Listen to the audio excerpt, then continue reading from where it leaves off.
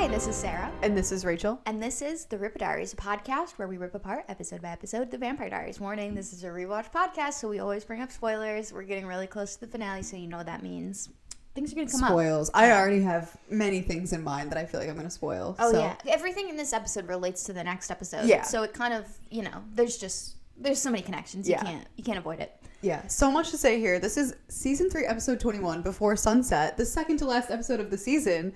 So yeah, like you said, it's like basically just the build up to the finale. Yeah. Finale part 1. Yeah, they took the big L last episode of losing Alaric, and now we've got this like last 2 episodes where he's the big villain. He is an original vampire now, fully created by Esther, and of course wielding the dangerous, indestructible white oak stake. The ultimate weapon for the ultimate hunter. Exactly. Couldn't have said it better myself.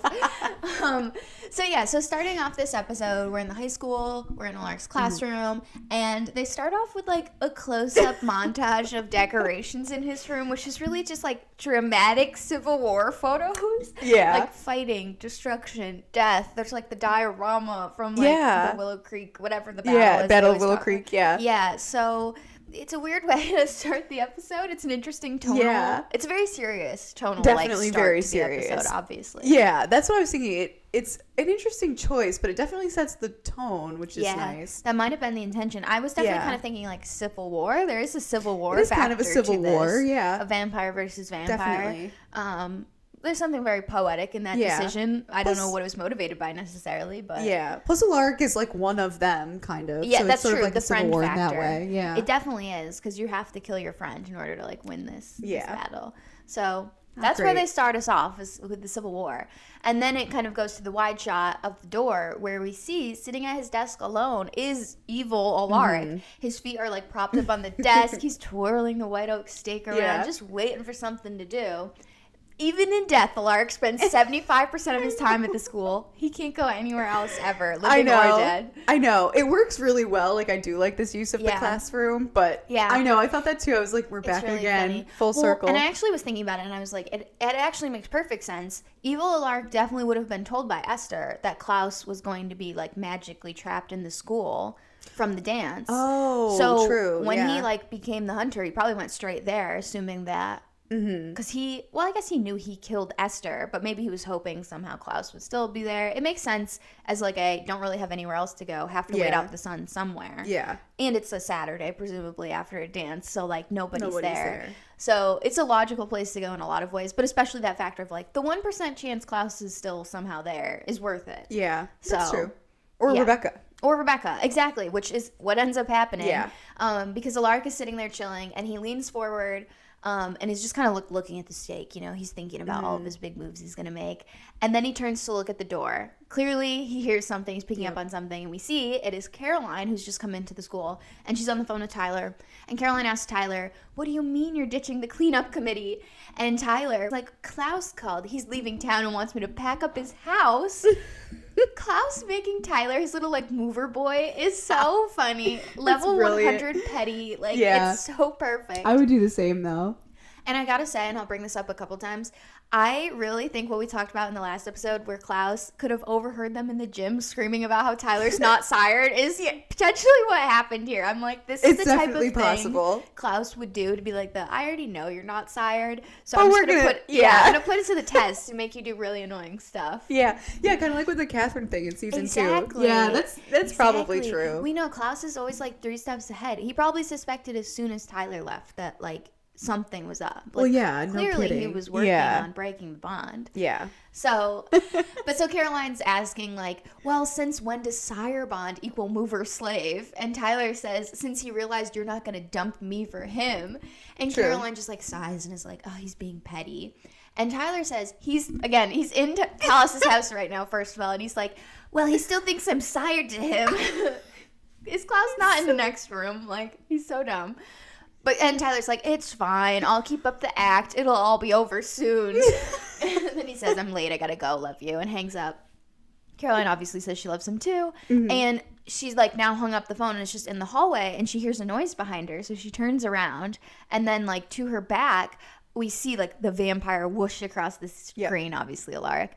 And Caroline turns back around towards that, like, whoosh, but, like, nothing's there. She doesn't see anything. And she calls out, hello, but obviously nobody responds. So we see her walk into the cafeteria where, of course, Rebecca is alone, cleaning up the mess from the dance that she didn't even get to go to, which is so crazy. Poor girl. And so Caroline asks her, like, where Matt is. And Rebecca tells her that Matt bailed. He got called into work last minute. And Caroline reacts in, like, classic annoyed Caroline vibes where she's like, are you kidding me? It's just us? Like, no one else is helping? And Rebecca tells her, yes, and you're late. Cleanup committee started right at 8 o'clock. And Caroline points out, it's 8:02. And Rebecca's like, exactly. Got her. Yeah, got her. I was here on... And what she says is, I managed to turn up on time, and I didn't even get to go to the dance that I organized. I felt so bad for Rebecca. Again. Yeah, again.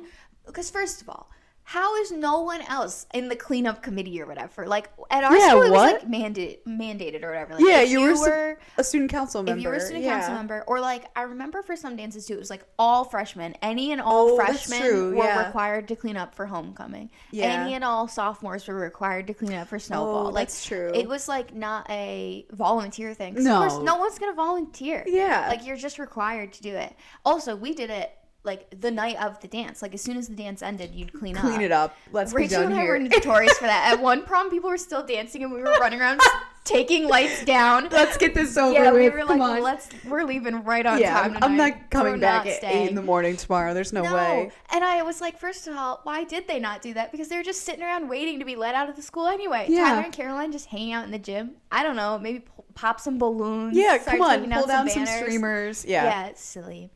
But anyway, Rebecca's doing all the cleaning up, again, from a dance she didn't get to go to, which is diabolical from the writers. It really is. Again. My poor girl. So she walks past Caroline, is, like, emptying out the trash, and Caroline turns pretty serious now and says to her, I'm sorry about your mom. I mean, I know you, like, hated her and everything, but I'm sorry. Yeah. And Rebecca kind of, like, looks down at the ground and, like, looks back up at Caroline. Like, she's clearly, like, kind of affected by this and says, I'm sorry about your teacher. He seemed like a nice guy. And Caroline agrees, saying, yeah, he was. And they share this, like, look, like a sad sort of exchange for a second where they kind of just are feeling, like, that moment together where it's, like, all pettiness set aside. Like, we're kind of both going through it right now. And Rebecca says that she's going to go get started on the gym and just kind of leaves. And we see her go out into the hallway, and she's walking. And then all of a sudden, right in front of her, Alaric comes around the corner. And Rebecca just, like, stops dead in her tracks. And she says, you're supposed to be dead. And he says, I am. Yep. Classic. Evil-laric immediately reveals himself. Yep. And Rebecca, classic, immediately charges at him, rushes at him. Because, like, who's she met that she hasn't been able to take in the last 1,000 years? So she rushes right at him, but Alaric does immediately grab her and pin her against the lockers. And he's about to stab her with the white oak stake when Caroline rushes out of the cafeteria and grabs onto Alaric, helping Rebecca pin him against the lockers. So then Rebecca grabs the stake from him. They've got him pinned. And Rebecca stabs Alaric with the white oak stake. And nothing happens. No desiccation, no body on fire, nothing. Mm-mm. And Rebecca and Caroline both, like, in sync, step back, exchange a look that's just like, what? Yeah. This was an option ever? Like, this is not supposed to be a thing. And so they're so shocked they've kind of let go of him that Alaric gets the chance to pull the stake out of himself. Yeah. And then just as he does that, he looks up and they're no longer there. They're both just gone. That, like, obviously gave them the opportunity to leave. So we cut outside and Caroline is rushing to her car. She's, like, fumbling with her keys. Girl, haven't you seen a horror movie? I know. I was like, first of all, this is the Rebecca benefit of not having a car and running everywhere. That's true. She ran for the hills as soon as they got out of that school. She was like, absolutely not. Sure. She was like, I'll do my usual run home. Yeah. Why would I was like, Caroline is crazy for this because why would you not just run home and then come back for the car later? Like, I don't know. At least run to the town square or something where there's other people and he's not going to make a crazy... He might, but... He might. Potentially, she would probably assume he's not going to make a move, like, right in front of everybody. So, yeah. So, not good foresight from Caroline here because she fumbles with the keys to the point where, of course, Alaric appears right behind her. She sees him in, like, the car window and she drops their keys And Alaric, of course, snaps her neck. She falls to the ground. Yeah. And he grabs her unconscious body by, was it an arm or a leg? I can't remember what he grabs. I think it's her arm. And he grabs her and drags her across the parking lot. And you see he doesn't have a daylight ring, so he's burning up. His body's basically like on fire. His like skin is peeling. Smoke is coming off of him, and the epic rock music, of course, is playing. And he's just dragging her across the parking lot back to the school. And then we see Rebecca standing in the yard watching like, what the hell? Yeah, she's like, what did I just witness? Like, literally, it is like you can tell on her face of like, what has mother created now? This is crazy. Next level. Yeah. It's one of my favorite musical intros, this moment with Alaric and Caroline. It's so good. But yeah, Caroline should have run for the hills. This was crazy that she was just like, I'll get in my car and drive away. Yeah, I don't know. Yeah, maybe. She underestimated. Definitely. She definitely underestimated. Yeah, which... Yeah, obviously Rebecca did too. Her face. They're clearly. Yeah, they thought they could. She thought she could charge right at him. She tried to. And they thought they could just stab him and kill him. Like, they had no idea. No. But I feel like as soon as you stab him with the white oak stake and he doesn't die. Nothing happens? Run for the hills if you get the chance. You have to go. Yeah. So, yeah, the fumbling with the keys was a bad move. Bad move. Yeah. We'll check back in with them later. But right now at the Gilbert house, we see Elena, like, throwing, like, a sheet over an armchair. Jeremy is like in her like pouring paint into those paint trays you put the rollers in, and they're painting a room in the Gilbert house. And Stefan walks in and asks, are you guys going darker? And Elena looks around and says it's the only color we had, which makes no sense because there are like 5 colors on the wall, but whatever. They're definitely doing like a dark green. Yeah, that was like the one that looked the freshest. Yeah, but yeah, there were multiple colors. Like, there were white, they were light priming green. a little bit. Yeah, I don't know what's going on, but anyway. Jeremy is like, this is what happens when you decide to paint your dead guardian's room in the middle of the night. And to which Stefan is like, I don't suppose anyone tried to talk you guys out of doing this so soon. Obviously, Alaric died last night. And kind of like we were saying last episode, Elena just admits, like, we have to keep moving. Otherwise, we'll start thinking if we don't want to be thinking. And Stefan just, asks if they want a hand. He's like, not going to argue, obviously. And Jeremy is just like, so are you two back together or something? He's done. He's serving little brother realness of just being like, I'm going to point blank ask you in front of your faces what's going on. Yeah. And of course, Elena is floored. She's like, what? No, what? And Stefan jumps in and is like, I was just checking up on you guys, seeing how everything is going after everything. And Jeremy rips his head off and is like, we're fine. But if you're trying to be the good guy again, why don't you do the right thing and give us one day without any vampires in it. And then Jeremy storms out of the room. And Elena puts down her paint roller and walks like over to Stefan and is like, he didn't mean that. And Stefan is like, yes, he did.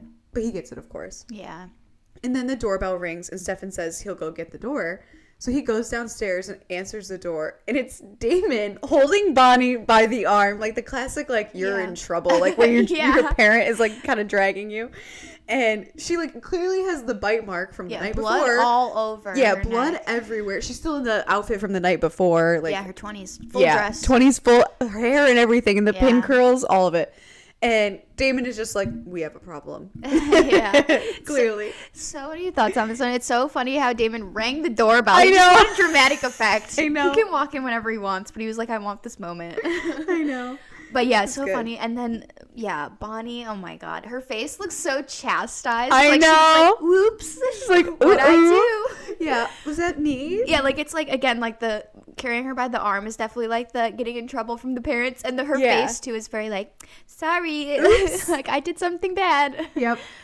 But anyway. Of course, we've got the originals going right into action from everything going on. They're not going to waste a second. No. So we see at Klaus's mansion, Klaus is packing up his things like around his house while Rebecca is like talking to him and telling him what happened. And she informs him that Alaric Saltzman just tried to kill me. Yeah. And Klaus is like, Alaric Saltzman is supposed to be dead. But Rebecca tells him, well, he's not. And he's a vampire, thanks to Mother's spell, with a white oak stake that can't kill him. And she says, he's strong, Nick. He's too strong. Mm-hmm. Like, she sounds genuinely, like, afraid, obviously, based on what she saw today. Crazy. And Klaus is just like, well, where is he now? And Rebecca says that he's stuck at the school without a daylight ring. But as soon as night falls, like, he is coming for us. We need to leave right now. And so Klaus, ever used to running and being like, the Michelson siblings were always on the run. He's just like, fine, okay. All right. But I'm going to go collect Elena. Then we can go. Yeah.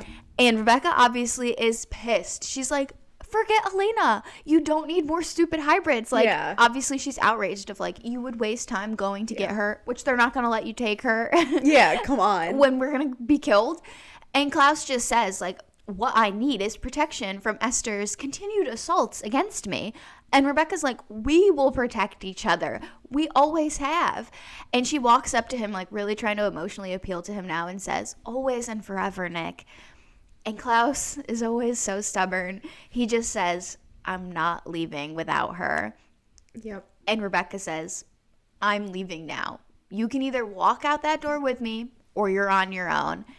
And she's like getting teary-eyed now. Like, she looks very devastated to have to be fighting with him over this right now. And Klaus he kind of has an emotional phase for a moment. But you can see he quickly does that thing where he, like, hardens it and, like, kind of pulls it back in, like, don't feel anything. And he just doesn't respond. He doesn't say anything. And Rebecca just says, fine. Trust your hybrids over your family. Let your spite be the death of you. See if I care.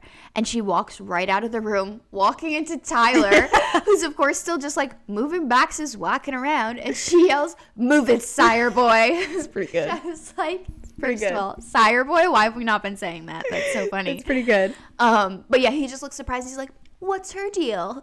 And then he just keeps going into the room. He just keeps packing, which I'm like, it's so funny in the context that he's not even sired. He's just doing all this. He's like, okay, whatever. And then, of course, it ends on a close-up of Klaus, who just looks pretty sad. Like, he looks, I don't know. It's like his usual dead set, like, angry sad, but he looks affected. But, like, he's definitely, like, gonna take this seriously. Yeah. So... Other people taking this very seriously. Bonnie, Damon, and Stefan have now come into the kitchen at the Gilbert house. They're, like, regrouping. Stefan is bringing Bonnie a towel for her neck. Yeah. And Stefan is like, what do you mean he turned? Like, I thought you were standing guard, obviously to Damon. And Damon is like, don't blame me. Blame Bonnie the blood bank. She fed him. And it's very tense all around. Yeah. And Bonnie's just like, I had no idea what was happening. The witches led me there. They wanted him turned. So they made me feed him, basically. And Stefan asks where the steak is now. And Damon is like, oh, you mean the white oak one? The one that can kill an original and wipe out an entire line of vampires? We don't know. And Damon is clearly, like, glaring at Bonnie at this point. Like, he is insinuating it's her fault. And she says, if you're so upset with me, why did you feed me your blood to save my life? And Damon just says, because I do stupid things, Bonnie. I do stupid things, like let my friends die with dignity when I should have just killed him. I love that Damon bringing all the sass to this situation because he just can't deal with it. He's like, this is too much. This is too much. She's going to lash out a little bit. Yeah. They underestimated Evil-laric again also. Sure. It's like such a factor here where it's like they keep thinking. They know what's going on. And they don't. Yeah. But Stefan stays focused, his eyes on the prize, and he's like, okay, but how do we kill him now? Like, let's just keep moving. And Bonnie says, a witch can't truly make an immortal creature. There's always a way to undo a spell.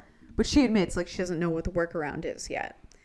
And then we see upstairs, while they're figuring that out, Elena is still, like, painting, and then her phone rings, and she picks it up and sees it's Alaric calling her, which obviously she doesn't know anything that's being said downstairs. So she's like... She answers it and is like, whoever this is, it's not funny. Yeah. And actual Alaric, answers and says, well, who else would it be? And she obviously is like, Rick? Like, surprised it's him. Yeah. And he just keeps on going, saying, listen closely. I'm at the school. I have Caroline. And if you want to keep her alive, I need you to get in your car and come here right away. If you tell anyone where you're going, I will kill her. And then Alaric hangs up, and we see where Alaric is at the school real quick. Caroline is pinned down to the desk with pencils in her hands. Yeah. And there's like a rag like pulled back against her mouth, which is obviously like soaked in vervain. Yeah. And she has tears running down her face. Obviously, she's being tortured. She's miserable. Yeah. I can't believe they didn't loop Elena in, like, as soon as Bonnie showed up. Like, I get being like, she lost Alaric. She's going through a lot. Give her, like, a moment. But, like, come on. Obviously, Alaric was going to go for her. Why didn't she just immediately come downstairs? Yeah, why would they not be like, sorry, we know you're grieving, but we're back in it. We gotta do it. Yeah, we gotta figure this out. Yep. So, yeah. And then she just had to find out from this call. Like, insane. Yeah, wild. But anyway, so at the Gilbert house, the doorbell rings. And Jeremy's, like, walking down the stairs, so he, of course, just goes and answers it. And he's shocked to see Klaus is at the door. Knock, knock, hello, let me in. And Jeremy's like, what the hell do you want? Yep. He went to the Elena school of just, like, not caring and running up on anybody because saying that to Klaus's face is so funny. And Klaus is just like, now is that any way to treat a guest? And Stefan, of course, hearing Klaus is the one that's at the door, storms right over to intervene and is like, what are you doing here, Klaus? And Klaus says, well, for starters, young Jeremy here could show some manners and invite me inside, which, of course, Damon then interjects at that point. He joins Stefan at the door. And they both position themselves in front of Jeremy. Stefan very purposefully nudging Jeremy out. Yeah. And tells Jeremy, why don't you go to your room? And Damon's like, now. And Jeremy's just like, and just like walks upstairs. He's like, I'd be so annoyed if I were Jeremy. I'd be like, fine, whatever. I don't even care. I don't want to deal with this anyway. Yeah.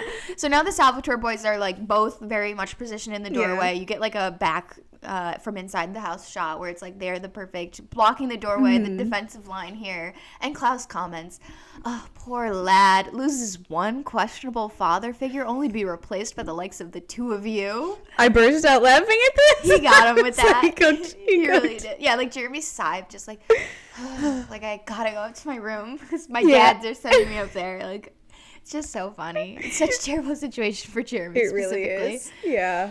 And Damon tells him, yeah, about that. Something happened. But Klaus, of course, is like, obviously, I already know. That's why I'm here. And he tells them, I'm leaving town. I just need to pick up a few road trip necessities. Spare tire, flashlight, doppelgänger. Of course, Klaus is smirking at this. Like, he thought he was so funny for that. Yeah. So he's giving a big smirk, and Damon immediately shuts it down. He's like, can't help you there. And he puts a hand on Stefan's shoulder and kind of like yanks him back and slams the door right in Klaus's face. And the boys immediately go into action. Damon goes right into the living room looking for Elena, obviously. Stefan starts calling up the stairs for her. I love these moments where we have Stefan and Damon like completely unified in one goal and being like, it doesn't even matter who Elena's going to pick at this point. Let's just protect her at all costs. Let's just not let her die. Yeah. Let's just keep her alive long enough that she has to pick one of us. Yeah. Of course, outside, Klaus is pissed to have the door slammed in his face. He starts pacing the front porch and he looks down. He's like looking through the windows and then he looks down and sees the newspaper sitting there. And he stops and he picks it up. Very thoughtful. Inside, Stefan is walking up the stairs into Alaric's old room where Jeremy is still painting. And Elena's nowhere, and so Stefan asks Jeremy, where is Elena? But Jeremy's like, I don't know. She was just here a few minutes ago. Like, she's gone. I don't know. Klaus is at the door, Jeremy. You don't think this question is essential? Come on. So Stefan walks out of the room, back down the stairs, where Damon is also standing there, having not found her. And Damon asks, where is she? And Stefan's like, she's not here. Like, we don't know. And Damon is like, what do you mean she's not here? Where did she go? And Bonnie, of course, at this point walks out into the living room to join them and is like, what is going on? And Damon looks out the blinds to watch Klaus, who is now standing in the front yard, pacing, newspaper still in hands. And Damon fills in to Bonnie, Klaus wants in. We have to keep him out. And Damon, still watching Klaus, sees Klaus pull his arm back in like a throwing position with the newspaper pointed right at the house. And he vamp speed throws the newspaper directly at the window. And so immediately Damon yells, duck, just as the newspaper flies through the window, smashing the glass everywhere. Like, everything's broken. Damon quickly ducks. Stefan grabs Bonnie, throws her to the ground. They're immediately on the floor. And Klaus, of course, is now fighting his way into the Gilbert house. Yeah, he's so iconic. Getting in here whether anyone wants him to or not. Yes, as we'll see the length. Yeah, we'll see. We'll see some pretty iconic scenes. Yeah.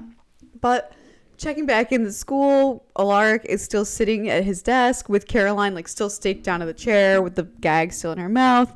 And he hears Elena come into the school. And he says, all villainous, right on time. Yeah. He has a lot of little, like, one-liners like this that are like, okay. Yeah. And Elena kind of walks down the hallway looking around. She's wearing an outfit that is so iconic to me. Yeah. Probably because of a later scene that I always see edits of. Episode. Doesn't she wear it through some of the next episode, too?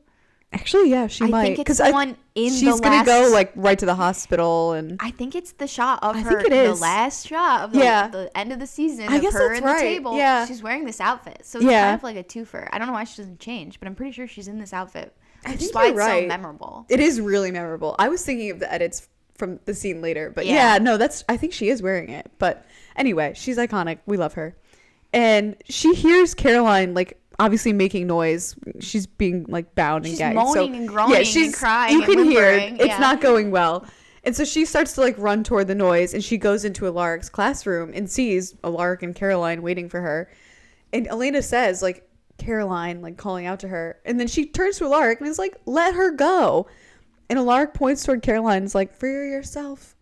And they kind of stare at each other. Yeah, a little standoff. Yeah, a little standoff, little impasse. And Elena slowly starts to walk over to Caroline, like a little unsure, and then she kind of gets down next to her and like is patting her arm, like being really nice. And she starts to, like, you know, pull the pencil out of her hand, and she's like starts getting it out a little bit of the way. She's being like carefully. Yeah, she's being careful for sure. She doesn't want to hurt her, but before she can like really fully get it out, Alaric rushes over and slams it back down into her hand. So Caroline, of course, screams. And Elena gets up and yells at Alaric, you said you would let her go. And Alaric is like, how many times do I have to tell you, Elena? Stop trusting vampires. Yeah, the classic, that includes me. Yeah, that includes me. Yeah, you love when people do these lessons. Yeah. Poor Elena, though. I know. I can only imagine how traumatizing this is to, like, have spent the night mourning Alaric to then have to see him like this. Like this. Like, yeah, torturing your best friend. Yeah, which, really, poor Caroline. Like, she is always the one that gets tortured. It's always Caroline. This is already, like, the third or so time we've seen her get tortured. At least third. She's always the one. We talk about Bonnie getting the short end of the stick a lot, and she obviously does, but Caroline too really gets some bad. She does. She gets tortured. Some bad moments. The amount of times we've seen her in a cage is not zero. It's true. So that's true. It's not great. Yeah. But anyway, going into a great scene, an iconic scene. At the Gilbert house, Klaus is still standing outside waiting. Like, he's just staring at the house. Mm-hmm. And then he finally yells out towards them, I think you're probably going to want to let me in. And he's just, you know, he's taunting them. And he's just glaring really tense, like, at the house. When he's, like, looks across the street towards a neighbor's house. And he starts storming across. And he leans against their white picket fence. And he's got his hands kind of on it, just gripping and looking around. When he spots a soccer ball in the yard, and then he just does like the evil smile. Mm-hmm. Cutaway inside the house. Back inside the house, Bonnie, Jeremy, Stefan, and Damon are all in the kitchen, like pacing around, don't know what to do. Yeah. Stefan looks out the window and announces that Elena's like car is gone. And Bonnie's like, well, why wouldn't she tell anyone where she was going? When suddenly the front door of the house bursts open with the soccer ball flying in onto the dining table, like rolling up along Damon's body. Like, yeah. And so the intense rock music, of course, immediately starts up too. And Klaus, we see him marching up the porch steps with picket fences. Like he's taking like the picket, like the post, the piece of it. And he's like storming up the stairs towards the now open door that he of course can't go through. And so, of course, everyone's like screaming, freaking out. Yeah. He hurls one of the like posts into the door, like straight down over like the dining table. It like embeds into the wall. Yeah, it just gets stuck in the wall. Yeah. He narrowly misses Damon's head also. Yep. And so Stefan grabs Jeremy and Bonnie, pulls them down. He's yelling like, get down. He's obviously protecting everybody. And of course, Damon is just fully baiting Klaus, yelling, you missed me. And so Damon gets up and pulls the like post out of the wall and throws it back at Klaus, who of course just dodges it. It like grazes his shoulder, but he's fine. And so Klaus like breaks one of the posts in two, so he's now got two pieces of wood, and he throws one again at Damon, but instead it hits like a glass like photo that breaks and shatters everywhere, and Damon again is like, missed me again. Like he's basically laughing at Klaus. Yeah. And Klaus does like a little spin move like with one of the like posts. Like he's like flourishing, having fun with this. Tosses it again, sharp end in towards the house, when Stefan's phone rings, and he picks it up. He like looks at who it is before he answers, and he answers and says Alaric, and you can hear more crashing sounds. Yeah. But of course now the dramatic thing of like Alaric is called Stefan. Yeah. Obviously, after that phone call ends, we pick up with Klaus coming back to the house with like a propane tank and a newspaper that he's lit on fire, like as a torch that he's gonna throw inside. Yeah, obviously burn the place down. We're still a season away from that. Yeah, we're still a season away. This house comes close many times, but yeah. And Stefan comes out at this point and is like, put it out. Yeah. Like, just very calmly put it out. Yeah, he's like, no more funny games, Klaus. We're done. Yeah. And Klaus just says, come outside and make me. Again, a child. Yeah. So Stefan steps outside, like, across the doorway and says, Elena's not here. Alaric has her and Caroline, and he's going to kill them both unless you turn yourself over to him. Klaus throws down the newspaper that's on fire, like, man, I was just starting to have fun. Yeah, like, come on. And he throws it down and drops a propane tank. And he's like, now I know you're not asking me to walk into a certain death. And Stefan says, I really wish we could. But unfortunately, if Alaric kills you, there's a 1 in 4 chance that we die too. And Damon walks out with a picket like over his shoulder, cleaning up. He's taking care of stuff. Fun too. Yeah. And he says he'll take those odds. And Stefan gives Damon a look and is like, but there's also a 100% chance Tyler dies. And Damon's just like, yeah, I'm good with that too. Whatever. Yeah. As Tyler, we know, we don't care. Yeah. And as Damon will, eventually. Yes. Yeah. Way down the line. We'll see. And Stefan is just like, why don't we just figure out a way to put Alaric down? Like, obviously without, him killing anyone. Yeah. And Klaus and Stefan are kind of pacing outside, trying to figure this out. Mm-hmm. Damon is out there leaning against the fence, and Klaus stops pacing and is like, okay, wait, how about Damon sneaks in, distracts Alaric, while Stefan grabs Elena and carries her to safety? And Damon, of course, is like, well, that's a great idea, but what's to stop me from being killed instantly? And Klaus is just like, nothing. Like, that's the best I got, and that's just the way it is. And Damon says, Caroline's in there. Like, don't you have a thing for her? Or did she reject you too many times? Stefan, again, is like, this is not helping. Yeah. We gotta keep moving forward. When Klaus is like, well, Damon, nothing will stop Damon from dying. Yeah. Stefan literally turns and scoffs and walks away. He's the only one being serious about this whole situation. Like, come on, people. He's like, can we all focus, please? Yeah. Yeah, the whole episode, I feel like Stefan is the one that's like, come on, focus up. I would have been like Damon because I lost it as soon as Klaus was suggesting about going to get Elena, and he says, Elena. I was like, I'm immediately out. I would have been making fun of him immediately. I love the Elaners. Yeah, it's so I like funny. The Rebeckers too. Yeah, the Rebeckers. I haven't had a Rebecca in a minute. That Elena was strong in this one. I was like, okay. Elena. I love it. But anyway.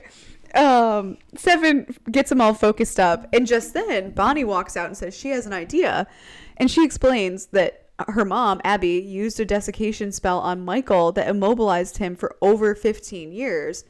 If she can get it, they might be able to use it on Alaric. Klaus is like, if and might your words inspire such confidence, obviously being sarcastic. And Bonnie says she'll get the spell, but even with that, we need a lot of vampire muscle to take him down, including yours, like Klaus. So Klaus turns around and says, just so we're clear, the sun sets in about 8 hours. If we don't succeed before then, Elena will be dead, I'll be gone, and the rest of you will be left to fend for yourselves.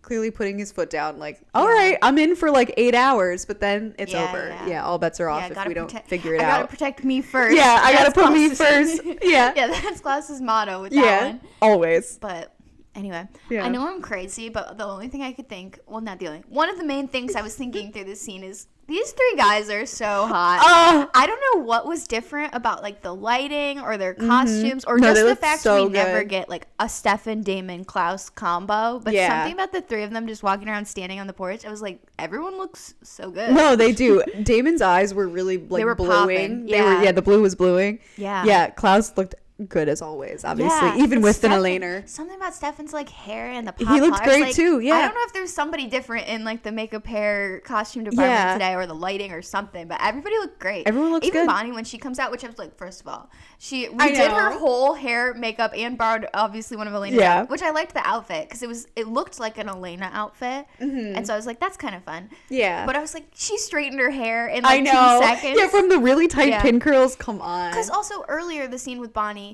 I was like, it was driving me crazy because her lipstick is like perfect fresh lipstick. I was like, when she shows up, it's like we the saw it was all lipstick. over Jamie's face. So unless she touched it up right before she went to go give Alaric blood, like there's not a chance. And even then, she's looking in a compact after that. She's like, she puts it down. She's like, okay, Damon, I have to tell you something bad.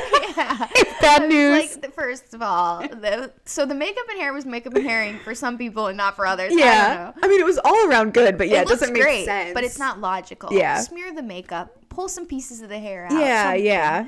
But anyway, I was just like, the guys look so good. They do look so good. They do.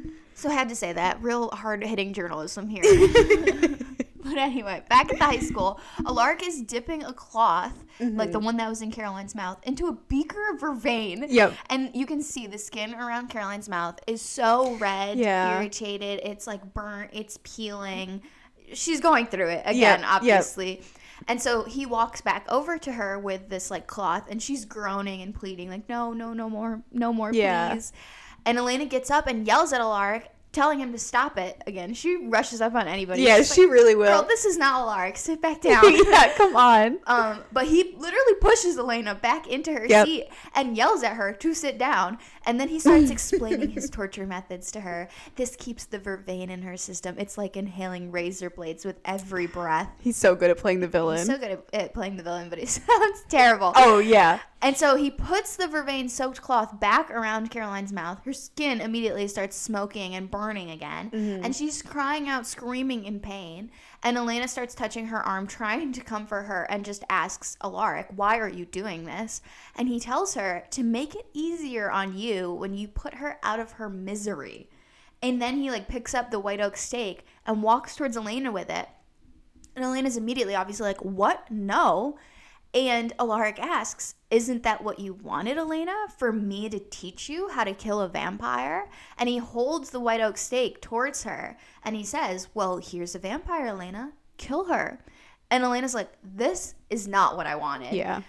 But Alaric responds, of course it is. All those hours you've spent training, getting stronger, you could be a hunter, Elena, but you've never actually staked a vampire through the heart. He's still holding the stake out to her, and Elena just looks at it. And I love the score throughout this scene. Yeah. It's so epic. It's so different than we've heard in other scenes this far. It's like this really aggressive electric guitar with this really high-pitched violin. It's very intense. It's very urgent. It's very aggressive. I was like, they popped off. I know. They did pop off with this episode. There were so many good and iconic scenes. Yeah, so many iconic scenes. Yeah. Less of a pop-off. More just like I had to do it for the plot. Yeah, for the plot, I guess. At the Salvatore house, Damon and Bonnie are there like waiting for Abby because obviously Bonnie's going to try to get this spell. First of all, such a good shot. I love this. This big shot. Damon's like laying on the couch. Bonnie's pacing. And you can see like the fireplace and the two couches. It just looks so good. And Damon like is looking at the clock. It's like almost midday. Obviously they've probably been waiting for a little while. And Damon is like, oh, well, this is promising. And Bonnie tells him to relax. Abby will be there. And Damon is like, oh, I'm sorry. I forgot about her stellar track record in the dependability department. He's not wrong. He's not wrong. And Bonnie just tells him, like Jamie said she was coming. Just give her time. And then the doorbell rings. And Bonnie goes to answer the door. And Damon is like, don't get your hopes up. It might be a Girl Scout. Yeah. And then Bonnie opens the door. And it is Abby. And they greet each other, like, kind of coolly. Nothing, like, you know. It's a business transaction, basically. Well, it's so awkward. Last time awkward. She abandoned her. Now she's just back. Weird. And Abby does say, Jamie's worried about you. He said it was urgent. I just didn't think you'd ever want to see me again. And Bonnie says, like Jamie said, it's urgent. Yeah. And she just walks back into the house. And Abby follows her in. Yeah. Yeah, these two. I didn't think you'd ever want to see me again. Yeah, no kidding. Abandoned her. Yeah, no kidding. Again. Also, were you planning on ever seeing her again? I know. I feel like you're taking that risk when you leave. What? We say this all the time with Abby, but like she really has this unjustified attitude about this whole situation. Yeah. In the previous scenes and in this one, where it's just like that. Oh well, I thought you wouldn't want to see me. Yeah, because you did something bad. Maybe apologize. Like, maybe say anything other than, like, it's your fault that you feel this way. Yeah. Like, that's the vibe Abby's giving Bonnie. It is. You're the one who's mad at me. Not, I'm the one who did something bad. Ugh, I know. I hated Abby's whole vibe this episode. I was like... The whole season. I know, the whole season for sure. But I was like, this is her one little chance to be... I don't know, maybe get a little redemption. Yeah, again, the helping factor, which is like what she tried to do in earlier scenes or earlier episodes, but I don't know. She's so irredeemable for me. I know, she is really irredeemable, but they also make no effort. They make no effort. There's a lot of plot going on, so I'm like, I'll forgive it, but there's enough else to focus on. Yeah, but we hate Abby. More on her later. Yeah, more on her later. More on Stefan and Klaus now. Yes. At the high school, Stefan and Klaus are pulling up. Klaus's car is so funny to me. It's like one of those fancy, like, blacked out cars. Yep. So they pull up into the parking lot, and Klaus gets out, Stefan gets out, and he's, like, looking at his phone. He's gotten a text, and he informs Klaus that Abby has, like, arrived. You know, clearly she's going to help with this whole plan. And Klaus comments, good. Perhaps this plan won't be an epic failure after all. And Klaus goes to the front of the car and just kind of, like, leans back on it. So clearly they're just kind of, like, waiting or staking the situation out. Yeah. And he says, you know, if this does go off and we drop the history teacher into the Atlantic, I'm still leaving with Elena. And Stefan plays along, I'll go with you. And Klaus asks, really, what's the catch? Sounds like this was all just to get Stefan to go back on the road. I know, it really is. And Stefan explains there's no catch. I'd turn my back on everything here just to make sure that Elena was safe. And Klaus comments, and that is what makes you her better option. It's a shame it's not easier for Elena to see that. I mean, personally, I think she's wasting her time with Damon. Klaus loves the drama. Yeah, he does love the drama. Klaus and Caroline both stay obsessed with Stefan and being like, everyone would date you. Why is she not dating you? I would date you. I would date you. I would if you wanted to. Klaus I would. Caroline are so funny for that. Yeah. But he just loves to get involved. He loves to meddle. He loves to mess. And Stefan obviously knows this, and he kind of chuckles at this and just looks down. He knows what Klaus is up to, and he calls him out for it. He's like, all this time and energy that you've spent trying to get me and my brother to hate each other, it's actually had the opposite effect. And Klaus genuinely laughs at him and says, has it? Has it really? Well, then perhaps I should let Elena decide which Salvatore joins us, being as you and Damon are just so close. And Stefan brushes it off, saying, go for it. Damon and I have been through a hell of a lot worse than you. Yeah. Hell of a lot worse, a.k.a. Catherine Pierce. Yeah, that's true. They came back from that. She pulled him apart way worse than Klaus or, like, anyone else really ever could. Elena could also, but she definitely chooses not to. Definitely. So Stefan walks away, and Klaus is left making, like, a very bitter face, and he kind of grimaces at further. Yeah, he's like he didn't get what he wanted. I thought I got him. He nearly had him, but he didn't. He knew. Yeah, he was like, I should have just let him say he would come on the road with us. And ended it there. Yeah, he lost that combo. He did. Anyway, a losing combo for all parties. Back at the Salvatore house, Abby and Bonnie are now inside, and Abby asks why she didn't need to be invited in. So they give her that whole spiel. Like, Damon comes in with a glass of blood and explains the Elena dying, ending the deed situation. And then he offers Abby the glass of blood, and Abby just stares at the glass. And Damon says, like, come on, think of it as a peace offering. And Abby just continues to stare and say nothing. And Damon is like, fine, more for me, whatever. And Damon looks at Bonnie and is like, okay, let's proceed. Well, he kind of makes, like, a funny face at her, like, ooh, this girl's crazy. Yeah. Even though he wasn't intentionally stirring the pot and being a troublemaker by offering Abby blood. Yeah. Like, he was just trying to offer it to her. Yeah.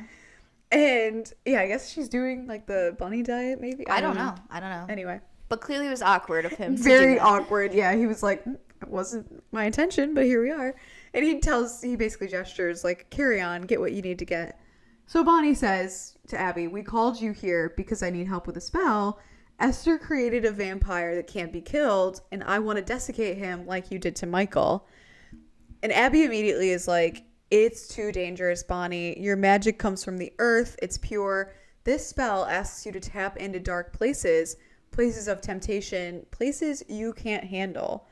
And Bonnie is just like, you turned your back on me for 16 years. You have no idea what I can handle. And Damon chimes in, of course, and is like, gotta say, I'm Team Bonnie on this one. How hard can it be to parch a vampire? And Abby tells them, The spell will allow you to stop a vampire's heart. The blood will stop flowing and the body will desiccate. But to stop the vampire's heart, you need to find a balance among the living. Can you handle that? And Bonnie just stares at Abby, clearly not really, like, she was not thinking this would be the cost, for sure. And she's, like, clearly surprised. And Damon is like, what does that mean? Like, Bonnie, I don't speak witch. And Bonnie explains, Bonnie has to also stop a human heart. Like, that's the trade-off. That's the cost. Yeah. Pretty intense. Yeah, very intense. Yeah. I love the Team Bonnie from Damon, and he gives like a little wink to Bonnie when he says it. Like, I know. Now that Alaric's out of the way, Bonnie and Damon, besties. Bayman forever. I was thinking, I was like, I feel like this episode is a pretty solid start to the Bayman. They've had a few other like instances. We've mentioned it a few times where it's like, okay, we can see like the early seeds of it, and this is one where it's like, okay, Alaric's gone now. We need another. We need a new sidekick. It's Bonnie. Bayman is activating. Yep. And also the face that Bonnie makes towards Damon when he says that he's Team Bonnie, like, I felt like she actually really did look like moved by that, by being like, finally, like, somebody's on my me. side. Finally someone is Team Bonnie other than Bonnie, because it feels like nobody else ever is. Maybe Jeremy, and that's it. But I thought that was like a funny little interjection that's like a joke, but like is kind of serious in a way where it's like, he is Team Bonnie. He is. Yeah, no, I like that too. Yeah, but anyway, of course, have to stop a human heart. Cut to Jeremy. Immediately, no questions asked. Okay, I will say, this was my one thing. I was like, I would have liked even one line saying how they got to this, deciding it was just going to be Jeremy. Like, well, I feel like it has to be a human heart, so that's Jeremy or Matt. That's it. Who else are you going to do? Yes. And then Matt's working. And Matt's at the grill. But it's to save his sister, so of course it's Jeremy. Yeah, I like, guess no that's questions true. asked. I'm sure. But it's just it's like so the funny. immediate. Yeah, okay, it's Jeremy. All right, Abby, we're potentially killing someone. Whatever. Yeah, Jeremy. Yeah. And he's sitting on a picnic bench outside of the school looking at his Gilbert ring, like observing it. And we see Bonnie and Damon are kind of in the background, like walking up towards him. Obviously, they've just arrived. And Bonnie is showing Damon on her phone. I just got this. It connects me to Caroline and Elena through our phones. They're in Alaric's classroom. You should go in from the south entrance. And she's showing him like a Find My Friends type thing where she can see their icons where they are in the school. And Damon's like, digital locator spell. Why the hell do we need you then? And he like walks off. This is actually good product placement, though. This is one that I'm like, actually, this one makes a lot of sense. It's maybe the best one, because we've called this out before, how it's like, why do you have to do little tracker spells? If you all just had your phones on you, you know where you are. Which, I will say, I feel like we've said that in the past, and I actually forgot that at this time, this was like new tech. Like, this was like a new thing. It definitely is, yeah. This show was perfectly in those years where technology was advancing fast. Definitely. And so like you kind of forget that like in the first season, like people didn't really have iPhones. They're like at large in like 2009 for sure. And then by the third season everybody has iPhones. Like the tech moved that fast to where you kind of forget that those were those fast changes. So it's fun to see something like that where you're like, logically that makes so much more sense than making Bonnie have to do a locator spell every 2 seconds. So yeah, it's nice like that they did it as product placement, because it makes perfect sense. So, of course, you know, now they know where they are, how to get in. And Damon is walking over towards Jeremy with Bonnie. And Damon holds out his hand to Jeremy and says, hand it over. Jeremy knows he means the ring. Of course. And Jeremy says, I'm not giving you my ring. Let me do this. And Damon tells him, by my math, you've already bit it once, because he killed him. Yep. This will be twice wearing that thing. And if for some reason Bonnie can't restart your heart and you do indeed die, then before you know it, we have another psycho alter ego case on our hands, which is bad, so give me the ring. Mm-hmm. Of course, Damon laying down the law, but Jeremy fights back. He's like, this is my ring, Elena's my sister, and no one's going to fight harder than me. And Damon's like, fine, be stubborn, whatever. And he gives, like, Bonnie a little look. Again, lots of looks of those two. They're getting each other. And he tells her, try not to kill him, will ya? And then at this point, Klaus and Stefan join them. They walk over. And Klaus says, look at this, one big happy family. And Bonnie pulls out a little vial that she has of her blood, and she tells them that that's what it is and instructs them to drink it. And she explains the plan now, finally, saying that the blood will bridge them all together so that when she stops Jeremy's heart, that they'll have the power to stop Alaric's. And she explains, you need to make a physical connection to his bloodstream, a vein, an artery, something that's connected to his heart. Damon drinks some of the blood and hands it over to Stefan, who opens it up but says, if one of us gets a clean shot, take it. The other two hold him down. Stefan's always like the outlining the plan. We got to be organized. We got to know every possibility. He takes a little swig of the blood and hands it to Klaus. Klaus always saves his knowledge for the most maximum effect positions. Yes. And this is one of those times where he drops a huge little fact here. He says, before we all walk through those doors, let's get on the same page, shall we? I was the one who created your vampire bloodline. Therefore, I am responsible for your lives and Tyler's life, Caroline's life, and of course, Abby's life, should anything go wrong. Damon points out, or you're just lying to save your ass. Yeah. But Klaus claims, I'm not lying. Go ahead, call my bluff. Let the teacher kill me. You'll all be dead soon thereafter. And then Klaus drinks the remainder of the blood, and Stefan's just like, let's just get this over with. Come on. Let's just go. So Stefan, Damon, and Klaus all start walking towards the school, leaving Jeremy and Bonnie behind. Yeah. And then we see inside, in the classroom, Caroline is still staked down to the desk with the pencils. And Elena is sitting in the desk next to her as Alaric kind of like paces around the room. And something about this was giving such season 1 vibes to me. Yeah. I was like back in the classroom because they never go to school. That. I know. But yeah, I don't know. Something about the way Elena was like sitting there. I was like, season 1 vibes. But anyway, Elena asks Alaric again, why are you doing this? And Alaric says, because you need me, because you're an 18-year-old girl without parents or guidance or any sense of right and wrong. And Elena is like, look at you. How is this? What's right? Like pot kettle. Yeah, pot kettle for sure. And Alaric like points to Caroline as like, she's a murderer. She told me she killed someone and liked it. Now, how is that right? Also pot kettle. Yeah, also pot kettle. Come on. You're literally like, he's so excited about this little killing mission, but whatever. And he continues, listen, Elena, your parents led the council. It was their life's mission to keep this town safe. They weren't dead 6 months before you undid it all. Yeah, going for the throat. And Elena is like, you don't know anything about them. And Alaric is like, am I wrong? Do you actually think that they'd be proud of you? Alaric then kneels down in front of Elena and continues saying, if you don't side with the humans, you're just as bad as them. Now kill her. So Alaric hands her the stake and adds, or I'll do it for you and I'll make it hurt. And he tells her to get up. And Alaric grabs her arm at that point and actually just pulls her out of the seat and like puts her in front of Caroline and puts the stake in her hand, thinking she's just going to do it right there, right now. And Elena stands there with the stake in her hand for a minute and then turns around and tries to go for Alaric, and he grabs her arm before she gets anywhere even close. Yeah. And he's like, I thought I taught you better than that. And Elena says, you did. And we see her hand like, you know, kind of underneath near her waist, grabbing the cup of vervain off the desk. Then she smashes the beaker filled with vervain over Alaric's head. And he obviously like starts to burn and he's screaming in pain. And Elena runs over to Caroline and starts pulling out the pencils and tells her... not slowly this time. Yeah, not slowly. She's like, we don't have time for this. Rips him out, takes out the gag, and tells her to leave and go get help. So they both start running towards a doorway. And Caroline, like, gets out. Yeah. But Alaric cuts off Elena, of course, and is like, not so fast. This is another one of those little villainous quips. Yeah. Not so fast.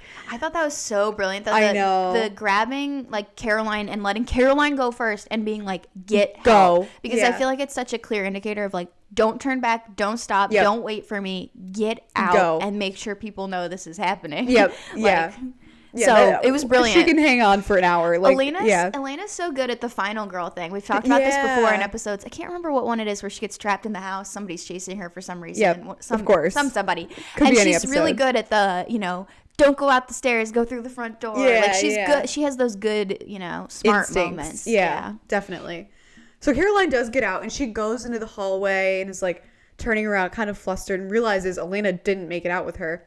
So she continues to kind of back away when suddenly someone grabs her from behind and she starts to like make a sound, like kind of screaming a little bit, but they cover her mouth so no one can hear her scream. And then we see it's Klaus. He whispers to her, shh, shh, it's okay, it's me. And then he like slowly takes his hand off of her mouth. Yeah, kind of caresses. Yeah. And he keeps whispering to her and he says, it's okay, you're safe. We'll save Elena. You go straight home. You stay inside. You understand. And as he's saying you're safe, I was like, the fact she really does relax. I'm like, she does. Obviously, she's immediately is like, oh, it's Klaus. Yeah, exactly. I was like, I mean, obviously, you know, Alaric is definitely the bigger threat of the episode, and like at this point in their whole plot. But like, I don't know, just the fact that he said she's safe and she visibly relaxes. Yeah, I was like, oh, I love them. Also, they're playing like the little original piano theme. Like, it's very gentle. It's really gentle. It's so tender. Yeah. And he tells her to go straight home, stay inside. And he asks if she understands, and he turns her around so that she's looking at him and asks her again if she understands. And she nods and says, thank you. And they look at each other for a moment. And then Klaus rushes away to go deal with the Alaric situation. And Caroline just sort of stands there for a second before rushing out. Yeah. Like she looks back after him. Like, yeah. I don't want to like say like so many words because I'm like, I want to call it longing, but it's not what it is. Yeah. But you know what I mean? It's like you want to chalk it up to so many like things because how is it not so romantic coded? I know. It's so romantic coded. Again, how are the writers saying like, we didn't have a plan for this to be a thing. We didn't think people were really going to like buy into it that much. What? And then they do scenes like this with the gentle little music and like him like caressing her hair basically like as he's holding her. Like it's crazy. I know. These are some of the best scenes. Caroline has I think the best like romance in the whole show. Yeah, Delana is pretty close. It's close. It depends. But I mean, Caroline has the perfect like romanticy, like the romantic fantasy, dark coded stuff. Definitely. Yeah. So good. Yeah, it's great. But of course, getting into the real drama of it all with Alaric in the hallway, Alaric throws Elena into a locker. Why he's dragged her out of the classroom now, I don't know. I know. I was like, also, she's a human. This could kill her. Yeah. And so because he grabs her by the throat and is holding her by the throat against the locker, actually choking her because you can see she's like grabbing at him, like trying to stop it. And Alaric says, I should kill you. I should gut you. Like Brian Walters, Bill Forbes, and all the other cowards that I plan on ripping apart. You're the worst offender of them all, Elena. You don't deserve to live. Crazy. Yeah. And Elena calls him out. She's like, so why am I alive then? Huh? Why am I alive? Then kill me. There's obviously no humanity left in you. So what is stopping you, Alaric? If you want me dead, then kill me. And Alaric's eyes like start to get red and veiny. Like she's goading him and it's working. Like he is getting like worked up by this. And she keeps at it like since it's working. Why she's doing this, I don't know if she's already testing the theory or I think it's just the usual Elena. Like I don't care. I don't care if I die. Guns are blazing. If I die, well, come at me. Try me. I feel like it must be that because how could she already be putting this together? I don't think she does. I think maybe she suspected it. I don't know because of the fact that she was used in the spell. Maybe. But yeah, I think more so it's just that Elena doesn't care. I think it's just Elena's fearless. Yeah, she's just like, do it, kill me, and she keeps yelling it at him until Lark's eyes like become normal again. Like he kind of cools himself down and he lets go of Elena. And then suddenly, in that exact moment that he lets go of her, Stefan and Damon rush at Alaric, and they grab him by his arms, and Damon's yelling, do it now. And Alaric immediately pushes them off like they're like children. Like, like, okay, let go of me. He grabs Stefan's, I don't even know how to like describe the way he does this. I know. But he grabs Stefan's like upper body and like pulls him in a way that just snaps his back and then just drops him on the ground. Stefan's dead for now. He's out. So Damon just immediately rushes at Alaric, but Alaric immediately snaps his neck, no problem. Damon's now temporarily dead too. Both Salvatore boys immediately down for the count. This happens so fast that when I first watched this just like casually, like rewatching, I mean, like earlier this week. Yeah. A minute later, like into this scene after the whole stuff with Klaus, I was like, wait, where are Stefan and Damon? I looked away for like 2 seconds and missed that they just like got taken out. Yeah, they appear and he's like flies, like he's just, he's like whatever. Yeah. Not so effective fast. At all. But then, of course, they're just sort of the distraction in this because Klaus rushes in at Alaric and places his hand in Alaric's chest, connecting with his heart, and you see Alaric start to get that, like he can feel that something is happening. Something's going on, yeah. And we cut right out, too. In the woods, we see Bonnie and Jeremy are at the ready. Jeremy's lying on the ground while Bonnie is, like, kneeling next to him. Mm-hmm. And Bonnie, like, feels that connection with Klaus being started, that they've connected to his heart, and she announces, they made contact. It's happening. And she places her hand above Jeremy's heart and starts chanting a spell. And we see again inside the school, Alaric manages to pull Klaus's hand out of his chest. Like, he just grabs it, breaks his wrist. Again, like a fly, basically. Yeah. It's like a slightly stronger fly, but still a fly. But nothing, and then he throws Klaus to the ground, too. And Bonnie feels that connection break and stops chanting. And Jeremy asks, what's wrong? And she says that the connection broke. And Alaric grabs Klaus, throws him against the lockers, flips him over, and is about to stake him with the white oak stake. But Klaus fights back, and a struggle ensues where Alaric continues to push the stake towards his heart, and Klaus tries to push it away, when suddenly Elena yells at them to stop. They look up to see that Elena is standing there with a knife at her throat. And she yells, let him go or I'll kill myself. And Alaric tells her to put it down. And Elena's like, why? Because you need me alive? There's a reason why Esther used me to make you, isn't there? She didn't want you to be immortal. So she tied your life to a human one, to mine. That way you have only one lifespan to kill all vampires and then you'll be gone. So when I die, you'll die too. That's it. It has to be. And Alaric denies it, saying, you're wrong. And she's like, am I? So she starts cutting her throat. Blood is pouring out. Alaric immediately panics and is like, stop. Like, he immediately freaks out.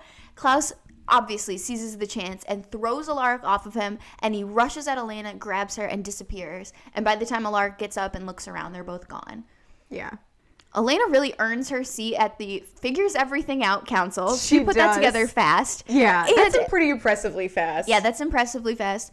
But also at the I'm not afraid to die, I'm going to run up on anybody. Yeah, She's the president, founder, yeah.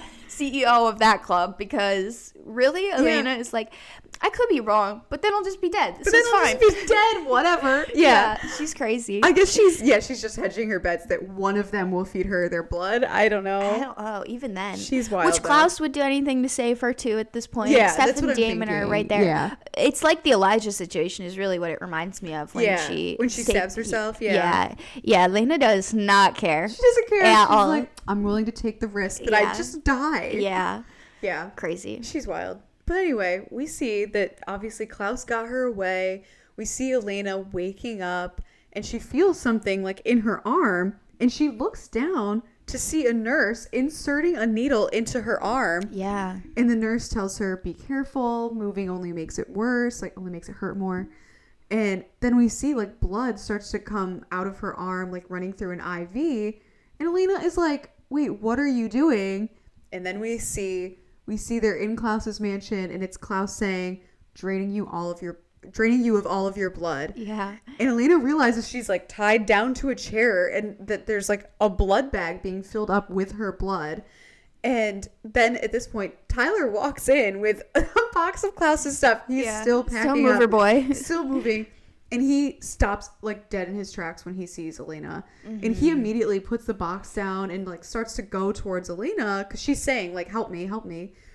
And Tyler stops halfway as Klaus says he can't. He needs to go fetch me more empty blood bags. About 3 liters worth. Please, Tyler. And of course, Elena is like, Tyler, please just get like Stefan, please. Which is interesting that she said get Stefan. But anyway. Yeah. And Klaus is like, no, Tyler, get the bags. So Tyler stands there for a moment, and they do like this lingering shot of Tyler that I thought was fun, as he's like trying to decide what to do. Like, what do you do? Yeah, keep up the Sirebond ruse, or let Elena be like completely drained of her blood. Yeah. I don't know. And then can you even stop Klaus in this situation? Yeah, like there's just so many factors. Is it even worth giving it up that you've broken the bond? Because can you even stop him anyway? Yeah. No. Yeah. Which, as we see, he does decide to try to save Elena, and he makes a move toward her, but Klaus intercepts him and immediately is like, forget the girl and get the bags now. Yeah. He knows. 100% he knows. He obviously knows. It would have worked before. Like, he would have just immediately gone to go get the bags, I think, before. But he tests him again, and Tyler, changes his mind. He's like, he looks at Elena and then just walks out. Because Klaus does the real intense, like, do this thing I'm saying right now. Like the exact challenge of like, are you pretending you're not sire bonded exactly right it's now? A more direct challenge for sure, which Tyler at that point, it is the full on like, either I have to fist fight this guy right now, exactly, I fight to the death, or I just leave and so I die, try to get help. Yeah, so Tyler does look at Elena, walks out, and then at this point Klaus walks behind Elena and grabs the back of her chair and is like looming over her. Yeah, like, I love that. In her ear. And she says, like, so that's it, you're just gonna bleed me dry. And Klaus says, yes, but don't worry, it'll be completely painless. As the last drop is drawn, you'll simply fall asleep. Makes it sound all very gentle. Yeah, he does. Yeah. He's so funny about this whole situation, because like earlier when he was like, yeah, we're draining you of all your blood. Yeah. Like, he sounded so like, oh, it's such a shame. Like, you hate to put it like a good... You'd hate to... Good piece of meat to waste, like, basically. He's like, this... He's also like, this is such a shame for me. It's a real big L for me personally. Yeah, but like, I'm willing to do this. I'm willing to make this sacrifice. It's unfortunately what has to happen. Yep. It's all about Klaus. It is. It really is. Speaking of, at the high school, Damon's lying on the hallway floor. His phone is next to him, and it starts ringing, kind of like waking him up. He's really groggy, obviously, from Alaric like killing him. Dead, yeah. And so he grabs the phone, sees it's Bonnie calling, but before he can even answer, he like wonders out loud, why am I still alive? Yeah. And then, of course, Alaric appears standing over him, and we see Stefan is next to Damon too, also still knocked out. And Alaric is like, get up. And Stefan starts waking up too, obviously like groaning and like, what is going on? And Alaric again insists, I said get up. Klaus is going to kill Elena. Mm-hmm. And Damon is like, what? And Stefan is like coming to. He's like, what are you talking about? And Stefan stands up first and says, Klaus needs Elena's blood to make hybrids. She is the last person that he would kill. But Alaric cuts right to the point. He tells them, the witch bound my life to Elena's. If she dies, I die. Klaus figured that out. Now he's taken her. I'm trapped here until the sun goes down, so you two better get doing what you are best at and save Elena's life. And he just like walks in between them and very intentionally knocks both of them, like bumps both of them and just walks away. I've said it in other scenarios, but it is brilliant plot armor when it works to be like, we're going to keep the boys alive as like protectors of Elena. Like, they're not killing them serves a purpose. It's funny how the show like really fails and succeeds sometimes at like that plot armor being like, why is Matt Donovan still alive? There's no reason. Yeah. However, Stefan and Damon being alive. There's definitely some scenarios with people where it's like, how did they survive the devil? I will never know. That's true. But stuff like this early season with the originals, Klaus is always keeping them alive as Elena protectors. Elijah did it. Now Alaric's doing it. Like, people are always just like, well, we want Elena alive. We want Elena alive. Yeah, no, I know. I almost really never think of it as like plot armor, because it does actually narratively work. Yeah, they are bodyguards. Their plot is to be her bodyguard. Just guard her. That's it. That's all you have to do. And they're very good at it. Yeah. Yeah. Yeah, no, love this. But yeah, now that they know that Klaus knows, we'll see what's going on there. We'll check back in. At Klaus's mansion, Elena is nearly dry. She's died. She's dead. Yeah, she's looking weak, frail, fragile. The nurse is like pulling out a completely filled blood bag and switching it out for a fresh one. Yeah. And Elena like asks Klaus, what about your hybrids? Like, you'll need more than this to create your army. And Klaus... The nurse is like walking out of the room, and Klaus takes one of the blood bags from her and is like, these last few liters will have to suffice. You see, by attempting to kill us, my mother strengthened the bond between my siblings and I. I don't need hybrids. I have my family. Girl, what? your sister you just abandoned this morning. I was going to say, you pissed Rebecca off this morning. Sure. Yeah. And also, where even is Elijah and Cole? Like, where are they? Haven't seen him in months. Like, they're not that strongly aligned. No, they're not like at all. Hanging around. He's trying to convince himself. Yeah, exactly. Or he's fully delusional. Yeah. One or the other. And Elena tells him, if you believe that, then why take my blood at all? You want a backup family. You know your siblings will never trust you again. And so Klaus, of course, just changes the topic. And is like, Stefan blames me for trying to tear him from his brother. But I think we both know who really came between them. You. That's why you won't choose. You know once you pick a Salvatore, you'll destroy their bond. And Klaus moves in closer towards Elena and says, consider this me doing you a favor. Once you're dead, you won't have to choose. No broken hearts. Their family stays intact. But just between us girls. Who would you have picked? He's so funny for that. I love this line. He's so iconic. This is one of my favorite lines, like, ever. It's so funny. It's so good. And Elena just tells him, again, not afraid. He's made his peace with her dying, and she's still like, rotten hell. Like, she's not afraid to run up on him at all. Also, like, his delivery of this, he's like, just between us girls, who would you pick? He's smirking. He's like, this is like, the best entertainment I've had all year. Yeah, he's loving this. Yeah. Like, he is fully smirking. And Klaus just says, you're welcome. Sweet dreams, Elena. It's been fun. And he like walks past her, like grazing her neck with his fingers as he walks out. So funny. He's so funny. And she tries to like, move around, but she's clearly very weak, and she's also tied down. Like, she's not going anywhere. She's done so. And it almost looks like she's like starting to fade away. Yeah. Like, it's not good. She's done. Good. Yeah. But I'll never get over the Klaus with the who would you have picked. Also, like, he does the big smile, but he also does like a slow blink. Like, the slow blink is really funny. Where it's just like that too. Just answer. Yeah. Like, so unserious. Yeah. But of course, this is serious. Yes. After a commercial break, we see still at the. You can always tell. There's just like a weird cut for time thing. Yeah. We're still at the Klaus mansion, and Elena is still like like we said, has no energy, but she's kind of starting to struggle. She's like, I think, realizing like, if I don't fight back right now, it's done. It's over. I'm dead. He's gonna let her die. So she's trying to struggle with the chair, but clearly like she is too weak. Like, it's too far gone. She's lost too much blood. She's really fading away when Tyler starts to quietly sneak into the room, and he goes up to her and he undoes the ropes that are tying her to the chair. And Elena asks him, what are you doing? But he just shushes her, obviously. Klaus is in the other room. We can't be talking about this right now. And he continues and he unties Elena from the chair, and Elena spots behind Tyler. Klaus is standing in the doorway, and he's so menacingly. He's just like, I knew it, but I'm still pissed about it. I know. He was probably just waiting and testing. Like, 100%. Honestly. 100%. Like, it's the coffee and the vervain with Catherine all over again. On. Yeah. And so he says Tyler's name in like kind of a warning, like, obviously, like, I'm behind you. Mm-hmm. Stop what you're doing. And Tyler turns around to face him and like stands up straight. And Klaus says, so much for that sire bond. And Tyler responds with the most poetic, the artfulest stance that he could have come up with about his freedom that he could think of in this moment. I'm not your little bitch anymore.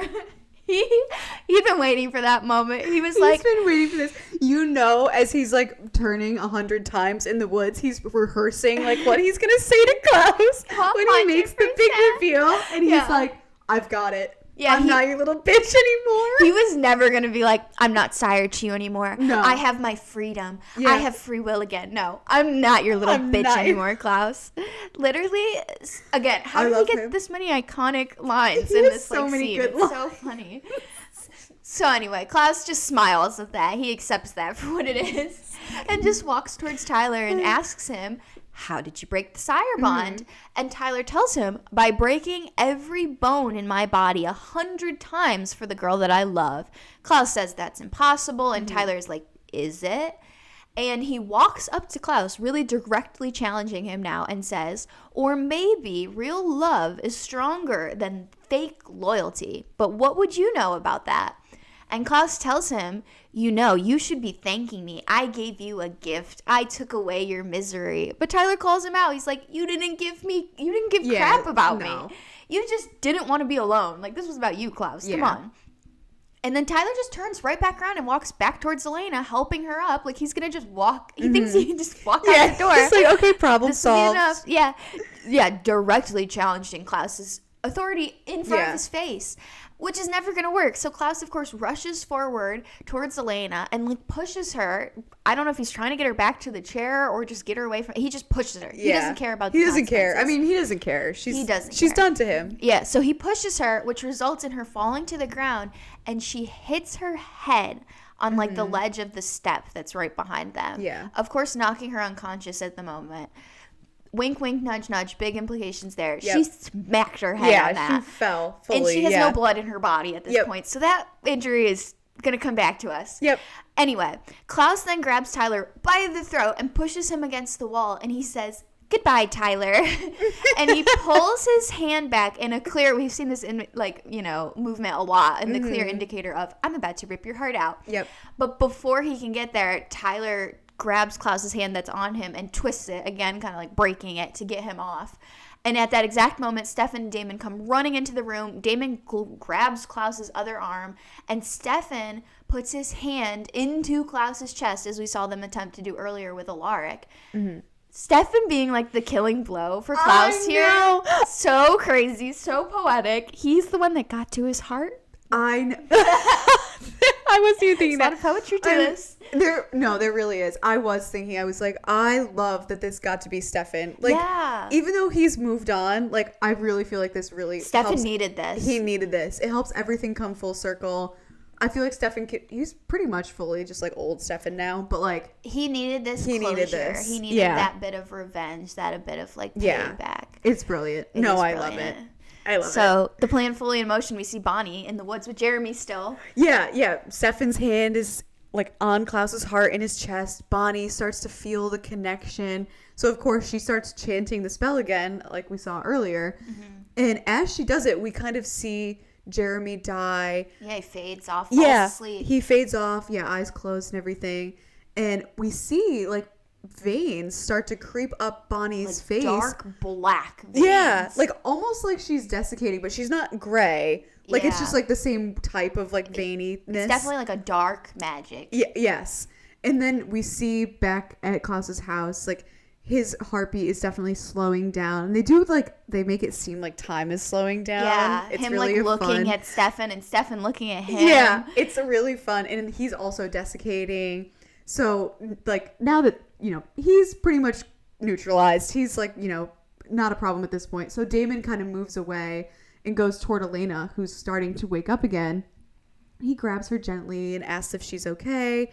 And she nods, so he kind of helps her up so they can start trying to get her out of there. And then we turn back to Klaus, who is almost fully desiccated at this point. And we see the veins on Bonnie's face now. Like we're bouncing back and forth. And we see her lines are slowly starting to go away. Like, as Klaus is going more, hers are kind of and he's getting red, back. Like actual desiccation. Yeah. And they finally go completely away on Bonnie. And she takes a moment before she goes right into it. And she then starts to place her hands immediately on Jeremy and tries to start restarting the spell to revive him. And he doesn't come back immediately.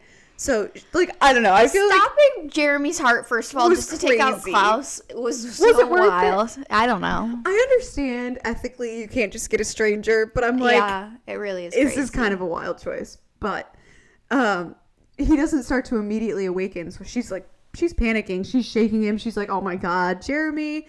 And she starts to like try to call his name, try to revive him.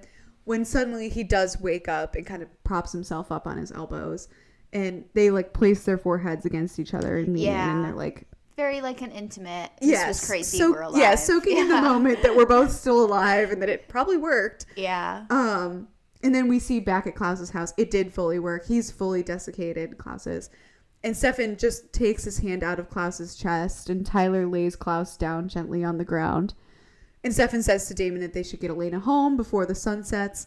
So Damon kind of takes Elena's hand and they walk her out of the house and Tyler follows them out, and then Stefan takes a moment, like really soaking it in, stares at Klaus's body, and then he walks out as well, too. Yeah. Closure. Paul's he must feel acting, so good. Yeah. Well, so that's the interesting thing. Paul's acting is so strong here. Yes. The facial expressions.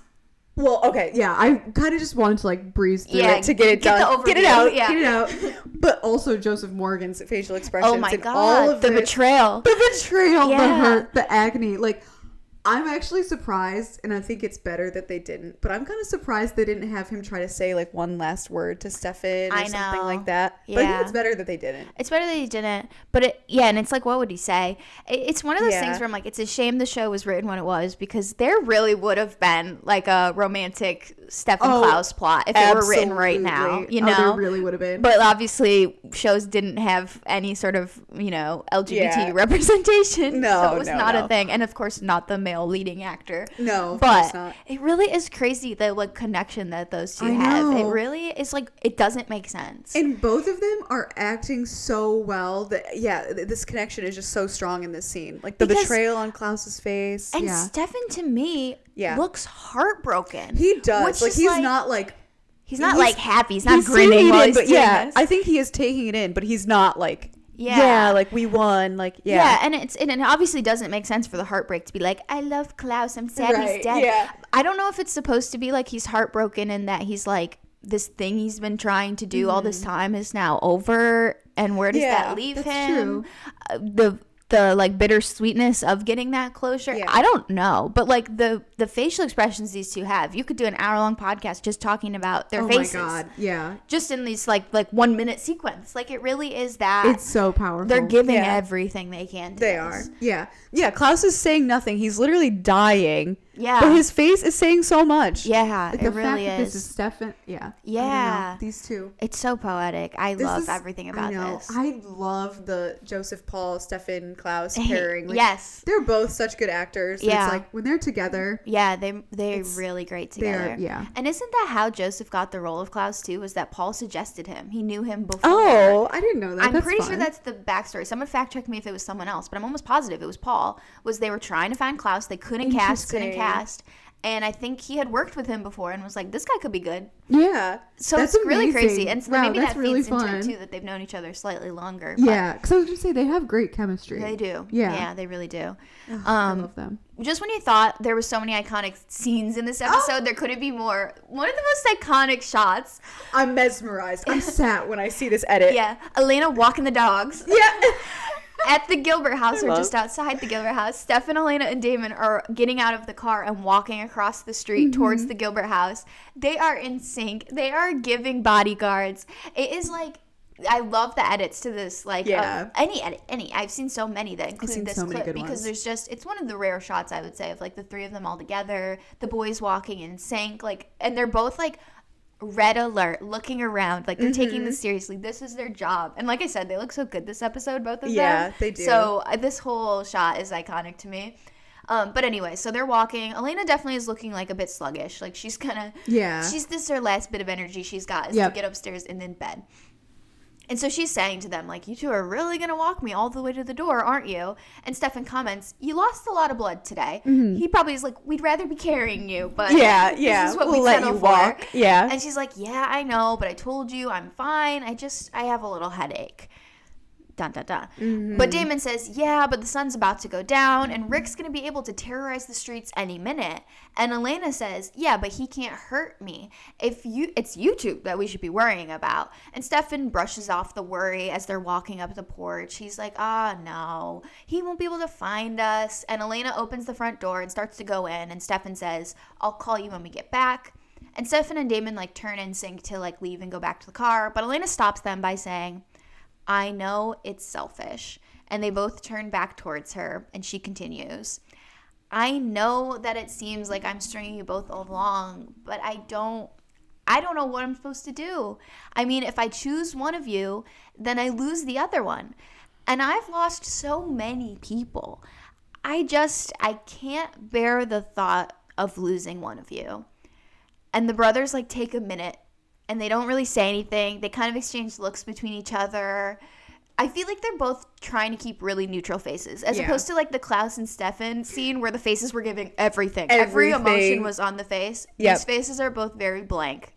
I would say they're unreadable. I don't know what either one is trying to convey with this. Because I think they're both trying to convey nothing. No thought towards that. Yep. Just let it be. Because I think the situation is like, it's not fair at all. No. But it's understandable. I know. I was like, actually, they did such a good job here because I was like, this is why I could never hate Elena for like, I know, being flip-floppy or whatever the reasons are for disliking Elena. I'm like, I really do think she's justified in being like, I don't want to lose anyone else. Yeah, she's lost every other person. This has gone down with like, she never cheated or like betrayed Stefan. He left, and that's how the thing with Damon was built. And then when she kissed him at the motel, Stefan had told her to go figure out how she felt. Yeah, and, so, and like, she tried to tell Stefan too, and he was like, "No, I don't want to know." Like, it's as clean as you can do it. I feel as clean as you can do it. It's a good way to put it. Where it's like, it's not good. You shouldn't be with two brothers. It's not great, but she's done it the most moral way you could, I guess. Yeah. And then this speech is really what rounds it out. The justification of saying,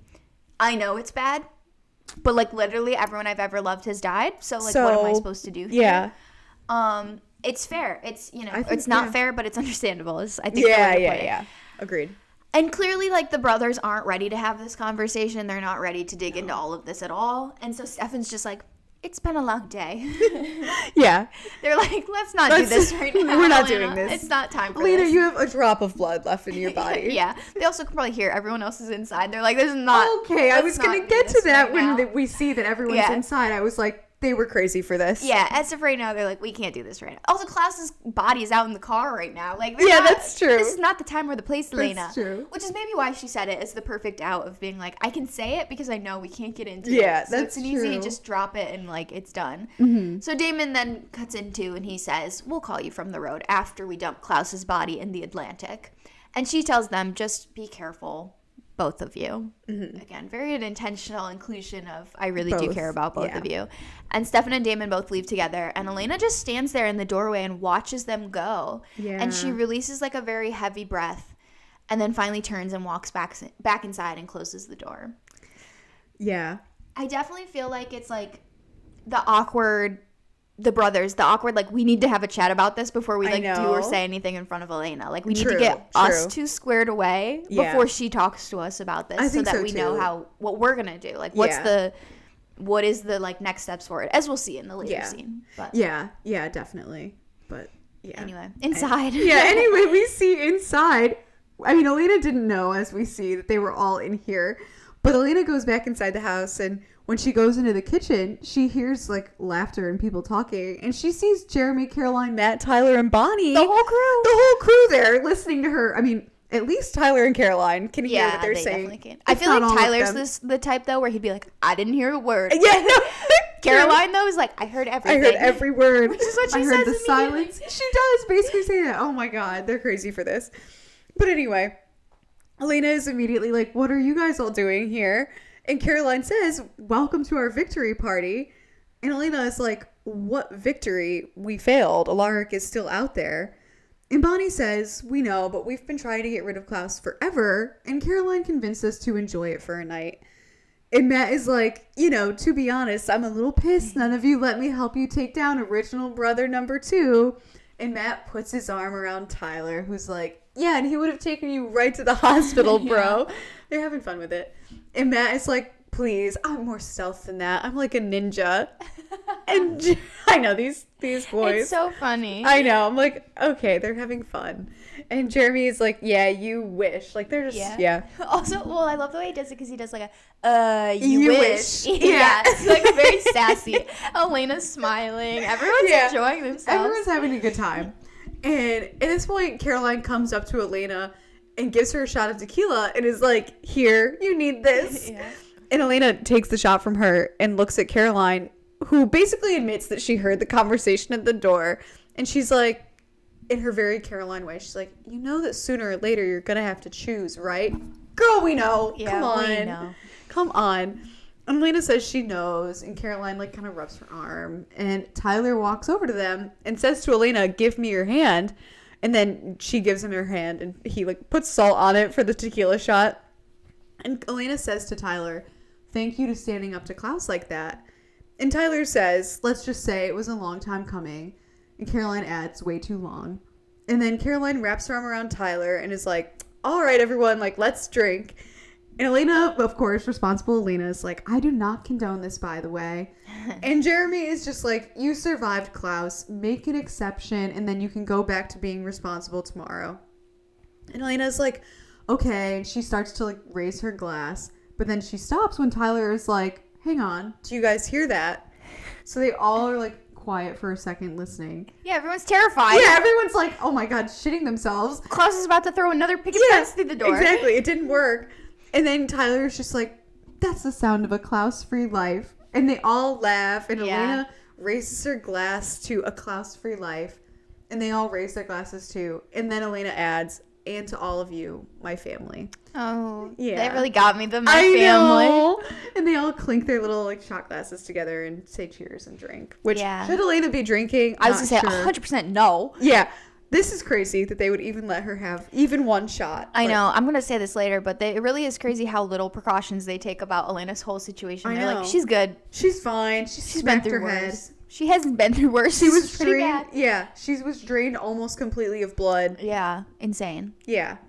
But anyway, yeah, it's such a nice scene. It's such a nice moment. Scene. We haven't had a scene like this with just all the teenagers since season 1. That time when Vicky went missing, we talked about it. And we did say, we were like, the only time we can remember like all of these teens being together like this is this scene. Yeah. Like it's like a whole year their time-wise and multiple seasons apart that we get a moment where it's just like all the teens gathered together, making fun of each other and having a good time and having a drink and like kids just being kids. Like, this is the first one since that episode where Vicky went missing, which is so interesting when it's like that was pre-vampires and all of this, you know. It's like shows it really has changed their lives. It completely has. Speaking of lives being changed, things being shaken up at the Lockwood Mansion. It's nighttime now. We get like a cut of the moon is up in the sky, and Carol is walking towards her front door. She opens it, and Liz is there, and Liz comes right in asking like, Carol, what is so urgent that we had to call an emergency council meeting at this hour? But Carol tells her, I didn't call this meeting, Liz. They walk towards the living room where you can see lots of council members are gathered. More people than we've ever seen in the council ever. I know. I've never seen this many council members, for sure. People? And Carol says, he did. And then we see Alaric in the room with the council members. Of course. And he says, join us, Sheriff. I was just telling the council about our vampire problem. Or should I say, your problem? And Liz asks, what do you think you're doing? And he goes there immediately. No hold back at all. Wasting no time. Alaric. He says, well, perhaps you and the mayor can enlighten the group on the strides you've taken to eliminate the issue. Oh, that's right. You haven't. You see, the sheriff, a woman we elected to keep our families safe and our town secure, has a vampire for a daughter. The council members all start gasping and look at her. Like, obviously, this is a huge info drop to them. Reveal. Huge. They thought they had no vampires in town anymore at all. And Alaric adds in, oh, and our lovely mayor, a son who's half vampire, half werewolf. First of all, you know that blew their mind. They're like, werewolves are real? Yeah, wait, what? How can you be half vampire, half werewolf? Yeah, what? And Carol just asks, why are you doing this? But Alaric continues, these women are hypocrites. They claim to spearhead our defense against the supernatural presence and then cover up the violent attacks committed by their children. Liz immediately tries shutting it down. She's like, that's enough. We're done here. It's time to go. And she starts to just leave. But Alaric rushes in front of her, like in front of the doorway, blocking her way out. He runs like across the room, vamp speed. So of course everyone's immediately shocked, gasping all over again. Because he just outed himself as a vampire or supernatural of some sort by like, you know, vamp running across the room. And he just says, sit down, Liz. We're just getting started. Crazy. He's crazy for this. He's lost it. He's really lost it. But also, I will say it's maybe one of the less crazy things that Dark Alaric has done. That's true. That's true. Outing them to the council is at least level-headed in terms of it makes sense if you want to stop vampires, not killing them outright. Yeah. I do think it's interesting this was his first move. And I also don't remember how they ever come back from this. Like, everyone knowing. I was thinking that, too, because I was also like, Alaric in and of himself is outing himself as a vampire. Yeah. He comes back at some point later. Yeah. So, like, I don't know how that all works out. I don't know. Maybe, like, Stefan and Damon compel them all or something. They probably all die through all of the various events over all of the years that, like, eventually somebody's not. Like, it just falls apart eventually. Yeah, I can't remember how this plans out because it's really crazy. It is really, really crazy. But anyway, we'll check back in with the Salvatore brothers as they are driving to drop Klaus's body off somewhere. And as they're driving along the road, Damon kind of like pats the casket and is joking around, clearly like happy. And he makes the joke like, how many desiccated hybrids does it take to screw in a light bulb? And Stefan remarks, he's like, oh, you're in a good mood. And Damon, of course, is like, yeah, I'm in a good mood. Klaus is dead. My brother's halfway sane again. Give or take an immortal hunter who wants to kill us. We won, Stefan. Come on, say it. And Stefan is just basically like, we won. Like, he's giving not much. And Damon is like, come on, once more with feeling. So Stefan, like, a little bit more enthusiastically is like, we won. And Damon says thank you to Stefan. But Stefan is like, you know what? Thank you. Turns out we make a pretty good team, huh? I was like, I love these two. I love that also Damon included Stefan in his list of reasons to be happy. He was like, my brother's sane again. He's sane. Why wouldn't I be happy? Yeah, I love them. Yeah, they're so cute. And Damon remarks, it only took them a century and a half to like get to where they are now. Yeah. And Stefan gets serious and like, you know, kind of is like, what happens when Elena makes a decision? Yeah. Obviously, this is looming over them. The brother check-in that this is looming over them. And Damon just kind of tries to avoid it by saying, you know how these things pan out. She'll probably make a list of pros and cons, and then at the end of the day, dump both of our asses.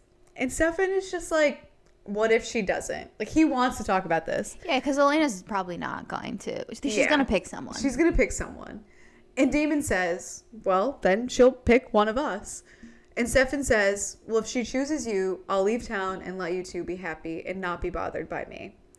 And Damon adds, I know, so sad. He's so baby girl. Sweet for that. Yeah. I know. And Damon adds, like, and in 60 years, we'll just go back to being brothers and none of this will have mattered, right? And Stefan says, yes. So Damon does say, fine. If she chooses you, I'll leave town too. And then he kind of adds, I love the fine. Like, it's like Damon wasn't going to agree to that. Yeah, he wasn't going to. He was never going to just leave town. Like, if she chooses you, I'm just going to keep bothering her like I have been. Obviously. Yeah. Changes nothing for me. We'll just go back to season 1. Yeah. But he does. Like, yeah, fine, I have to. Yeah, he's like, oh, okay, fine. I'll also leave town. And then he adds, all this over one girl. And Stefan says, she's a pretty special girl. And Damon kind of says nothing for a second. And it's just like, yeah, she is. They kill me for that. I know. I was like, oh my God. Yeah, like the both of them like looking forward as they're driving. I'm like, yeah, I love this scene. I love this scene. I love this really sweet sibling moment. I know.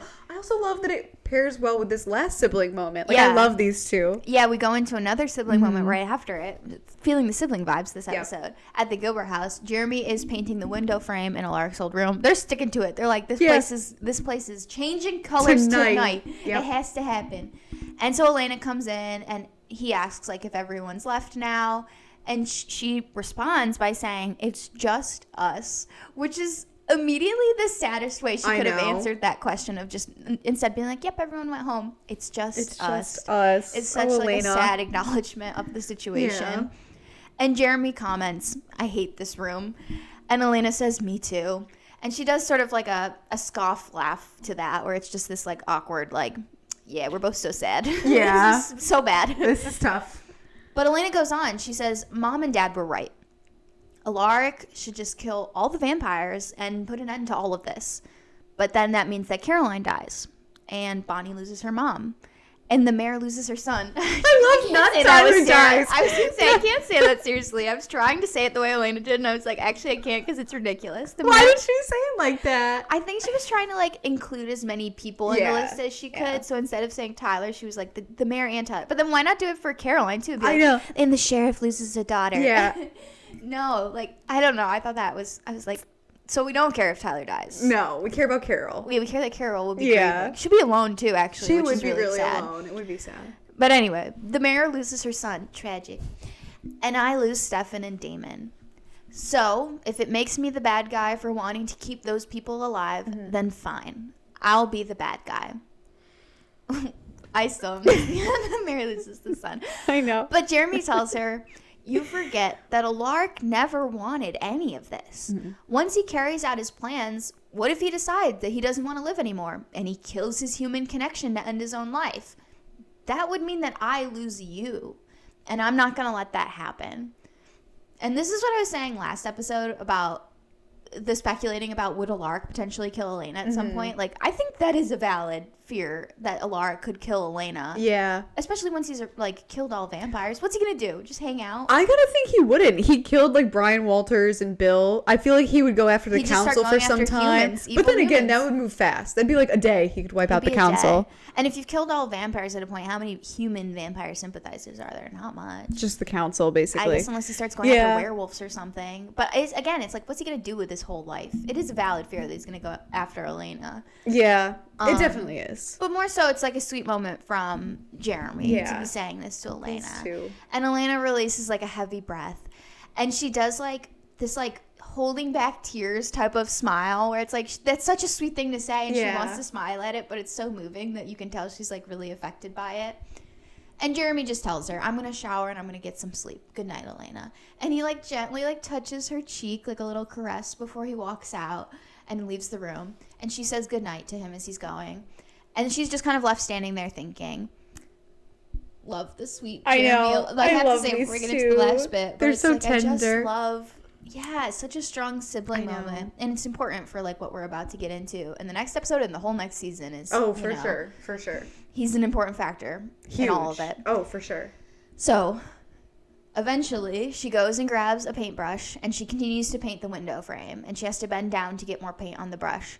When suddenly, she grabs at her head and falls to the ground, immediately unconscious. We see blood is coming out of her nose, like, this is not good. This is not a headache, like she said earlier. No. Something is seriously wrong. Yeah.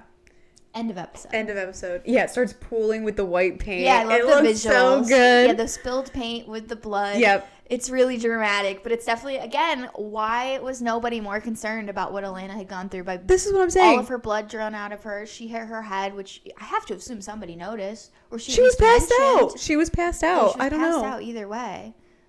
I don't know why they were like, we can't call Meredith for a home check. I understand not taking her to the hospital. Yeah, that's sure, whatever. Good. But we can't get Meredith to come over here. Or we can't have someone literally sitting with her, holding her hand all night. Like, yeah. Also, someone can't have just given her blood. Like, I know that's always just the risk safe. Factor. But they use it all the time to heal each other. They're not that worried about it. That's true, yeah. Why not just give her it there and fix her up? It would have been fine. Yeah, I don't know.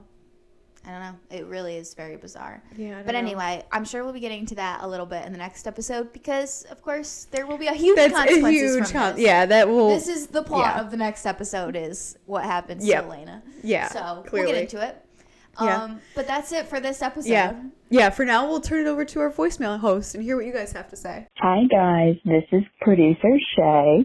I'm calling in because not a single person called in this week for Before Sunset, which is really surprising for me because I feel like this episode is so iconic that I'm really shocked none of you called in to mention. Can we first start out with the picket fence throwing from Klaus? I mean, come on, that's iconic. And then we also have great quotes from everyone. We have Tyler saying, "I'm not your little bitch anymore." And then Klaus saying, "Just between us girls, who would you have picked?" I mean, I think those quotes are so iconic. I love the scene in the high school where Caroline can finally escape and Klaus catches her and is like, "You're safe now." And it's just so sweet. I love that moment. I love any Caroline moment, let's be real. I just think this episode has so many iconic moments, even though it's kind of just setting up for the finale. I think just in general, it's a great episode. Very ironic that the whole season Klaus is the big villain, and then in the finale they have to team up with him in order to get rid of Dark Alaric. I think that's just such a great dynamic, and I would love to hear everyone else's thoughts in the comments about what you loved during this episode. Bye. Thank you to our voicemail host. We love hearing from you guys. But to wrap up this episode, this week for deaths, we obviously have Jeremy, whose heart was stopped. Insane. Yeah, this another is dark magic. I was going to say, this is one of our magical deaths again. Bonnie killed him and obviously brought him back to life. Yeah. And then, that's it for deaths. We count Klaus, sort of, in a weird way. It's like, it's almost like the daggering deaths, but I would say more serious. It's like a real... I don't know what we would classify it as, but it's special enough to mention, I would say. It can at least get mentioned, but I kind of feel like it's more towards daggering, where I don't know if it fully counts. It is more like a dagger. But we do have that special, we mention when an original gets daggered, usually. So we'll say like a weird Klaus is out for Klaus the count. Is down for the count. Yeah. Although, I did have this thought. I guess I'll just save it for next week. Oh, I'll just throw it out there. Is Klaus already in Tyler's body? I don't think he is. I can't remember when that activates. He's the one doing tequila shots. I wish. He's like, "Here, Elena, here's some salt." He's like, "Here's to a Klaus-free life." Yeah, I hope so. He definitely isn't. He isn't. But I don't remember what point triggers it though. I don't remember how it gets done. I don't remember either. So we'll save it for next episode. It might be the second when he gets stabbed that it gets triggered because his spirit has to go somewhere else. Oh, it probably is the moment he gets stabbed. I think it is. Yeah. Okay. We'll anyway, talk about it next week. Talk about that next week. Out of pocket. Things we would have done differently. Yeah. I have a couple. I feel like, serious sort of arcs, so it's hard to say. I do think Klaus throwing the stakes or whatever into the Gilbert house is slightly out of pocket. It's pretty out of pocket. Funny. It's like he's being crazy. He is being crazy, but I loved it, so I didn't even think about that. I only had one. I just said Damon making all those comments about Abby being like deserved. Deserved. True, deserved. But don't get your hopes up. It might be a Girl Scout. I was like, poor Bonnie. Yeah, she's a little out of pocket to Bonnie. She's going through it, and even though he is Team Bonnie, I was like, is this necessary to keep reminding her? I don't know. Not necessarily. But my out of pocket was Matt being like, I should have killed Klaus. I could do it because I'm like a ninja. Just Matt, okay, like, that was out them. Of pocket. Just being like, guys, it's so easy. I should have been there. You should have called me. I would have taken my 15 and come over. Yeah, I could do it on my break. What are we talking about? Yeah, I could. Funny for that. I could go with Matt. He was being so ridiculous. Yeah, I'm like really, a ninja. Yeah, okay. it's really more funny than out of pocket, but it's just so funny that we got to shout out somewhere. No, I think that's a fair one. Winner, Matt, of course. Yeah, likely contender always. Yeah. As for quote, there were a lot of quotes I liked, a lot of good dialogue. Yeah. But I picked 3. I tried to limit myself. Okay, I will say already, I went with the 2 obvious. I was so blinded by the best 2 that I just didn't write anything else because I was like, it's gonna be these 2. Yeah. Between them, it'll be interesting, but. I'm assuming you've got a third one that's different. Yeah. I have a third one. I don't think this is like your obvious one. I would assume not. But I started laughing actually out loud when Klaus said about Jeremy, poor lad, loses one questionable father figure only to be replaced by the likes of you two. I easily could have put every line Klaus says in this whole episode. In this whole episode. Every single thing is so funny. Every crumb of Klaus dialogue was so good. It is so good. But yeah, I had that. And then which, speaking of that, every crumb of Klaus dialogue. Yes. The best one, which I did say at the moment, was one of my favorite, like, in the series. I think about it all the time, is Klaus. But just between us girls. Oh, that was my winner. Who'd you have picked? I think that's iconic. My winner, too. But the other one has to get a shout out, too. Because it's a serious contender for winner, I feel. Yes. I'm assuming you have it, unless you don't. I'm not sure. Maybe you don't. I feel like I could not. I'm not 100% sure. But I'll just say my other one. I said it should at least get a little shout out. Damon just saying all of this over one girl. Oh, that's a sweet just quote. Sums up the whole show. Well, now my quote is kind of crazy after that. Oh, no. I'm not your little bitch anymore. Oh, no. I want it to be that. No, I feel like we have to do a tie. It can be a tie. I think this is a rare exception of a tie. But just between us girls, who would you have picked? And I'm not your little bitch anymore. Which is just the 2 funniest quotes. It's so good. Those 2 are quotes that are just easy winners no matter where. So it's crazy they're against each other. I was going to say, both being in the same episode is wild. The same, like, sequence. The same crazy. Place. The same, like, everything. Yeah, that's true. It's really, really crazy. That's true. That's just what you get when Tyler and Klaus are in the same environment. It's just insanity. Yeah. Oh, man. But yeah, those 2 are so funny. But I like that you had a sweet one because there's a lot of I was like, there's a lot of sweet stuff. There's a lot of good stuff in this episode. So it was hard to pick. Yeah, it's nice to I'm not your little bitch anymore is really good. Yeah, when you start acting like you were going like for a sweet quote, I was like, nope, it's not the same as mine. It's not the same one. Okay, fair. So funny. But anyway, maybe some things will have the same one. I feel like the winner is going to be the same. Is the song of the episode our best song? There were 5 songs in total featured in the episode. I have 4. Okay, I was a winner and 3 honorable mentions. I did like them all, but I feel like I have a little bit more restraint in this category. So I only did 2. Yeah, I only did 2. So I'll let you say a couple of your honorable mentions. Yeah, well, my theory is always we put them in the playlist. If I don't say them, they don't go in the playlist. So I'm helping you guys out with the good playlist because I listen to it as well. I like towards the end of the episode, Light by Analog Revolution, which is what plays when Stefan and Damon are walking Elena home. It adds a really nice sensitive energy to the moment. It has kind of like a weird dreamlike quality to it after like what is really a crazy day. Yeah. So I just felt like it was a song that while I've not really listened to it and I don't specifically remember it, I was like, I'm gonna go listen to that one after this one. Like that had a beautiful element to the episode. So I appreciated it. Yeah. I'll do one of my honorable mentions, I guess. For my honorable mention, I did Start to Run by Middle Class Rut. Oh. One, because I love when they reuse artists, and they use Middle Class Rut a couple times.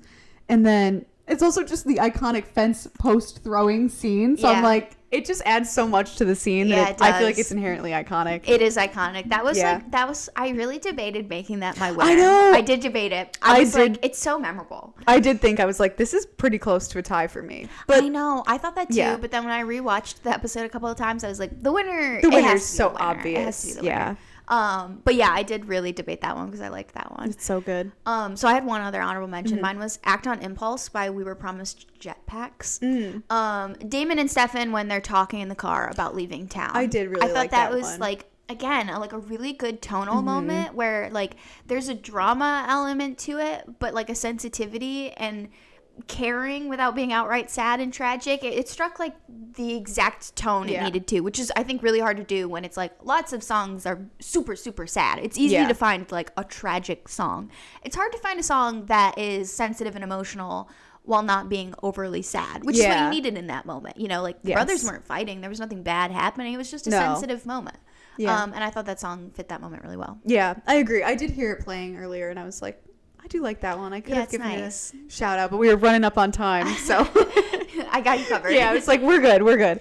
But the obvious winner. The obvious winner, I feel like you must already know if you've watched the episode or even a couple minutes of the episode. Yeah.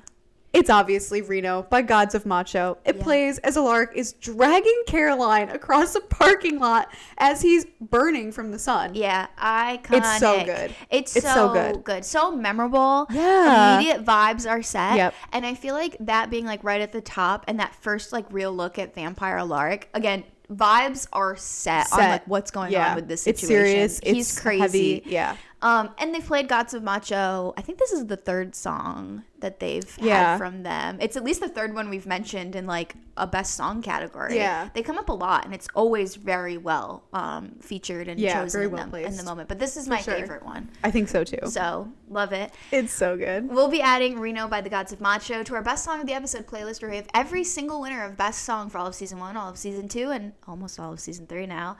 And we also will be adding it to our season 3 playlist along with all these other songs where we have every honorable mention, every winner for all of season 3. That playlist is obviously stacked and full of amazing music at this point. So go to have a listen at that, linked in our various bios and descriptions. You can also find there our Instagram and our TikTok, where we post fun memes, polls, clips, edits, all sorts of stuff. Lots of ways to get involved and keep talking about TVD on TRD, so check us out there. Yeah, and keep listening to the podcast on Spotify, Apple, wherever you're currently listening. And yeah, if you haven't already, check out the video version on YouTube and, you know, see our outfits or whatever is the way we set the tone for the episode, our facial expressions, whatever. And join us next week for the season 3 finale. Oh my gosh, The Departed. The Departed, yeah. The best episode in Vampire Diaries history, I think boldly claim now. No, I think that's pretty safe to say. Yeah, it's one of the best, easily. So it's at least top 5 for sure. Join us for that. Yeah. Thanks for watching and or listening to this one. Bye.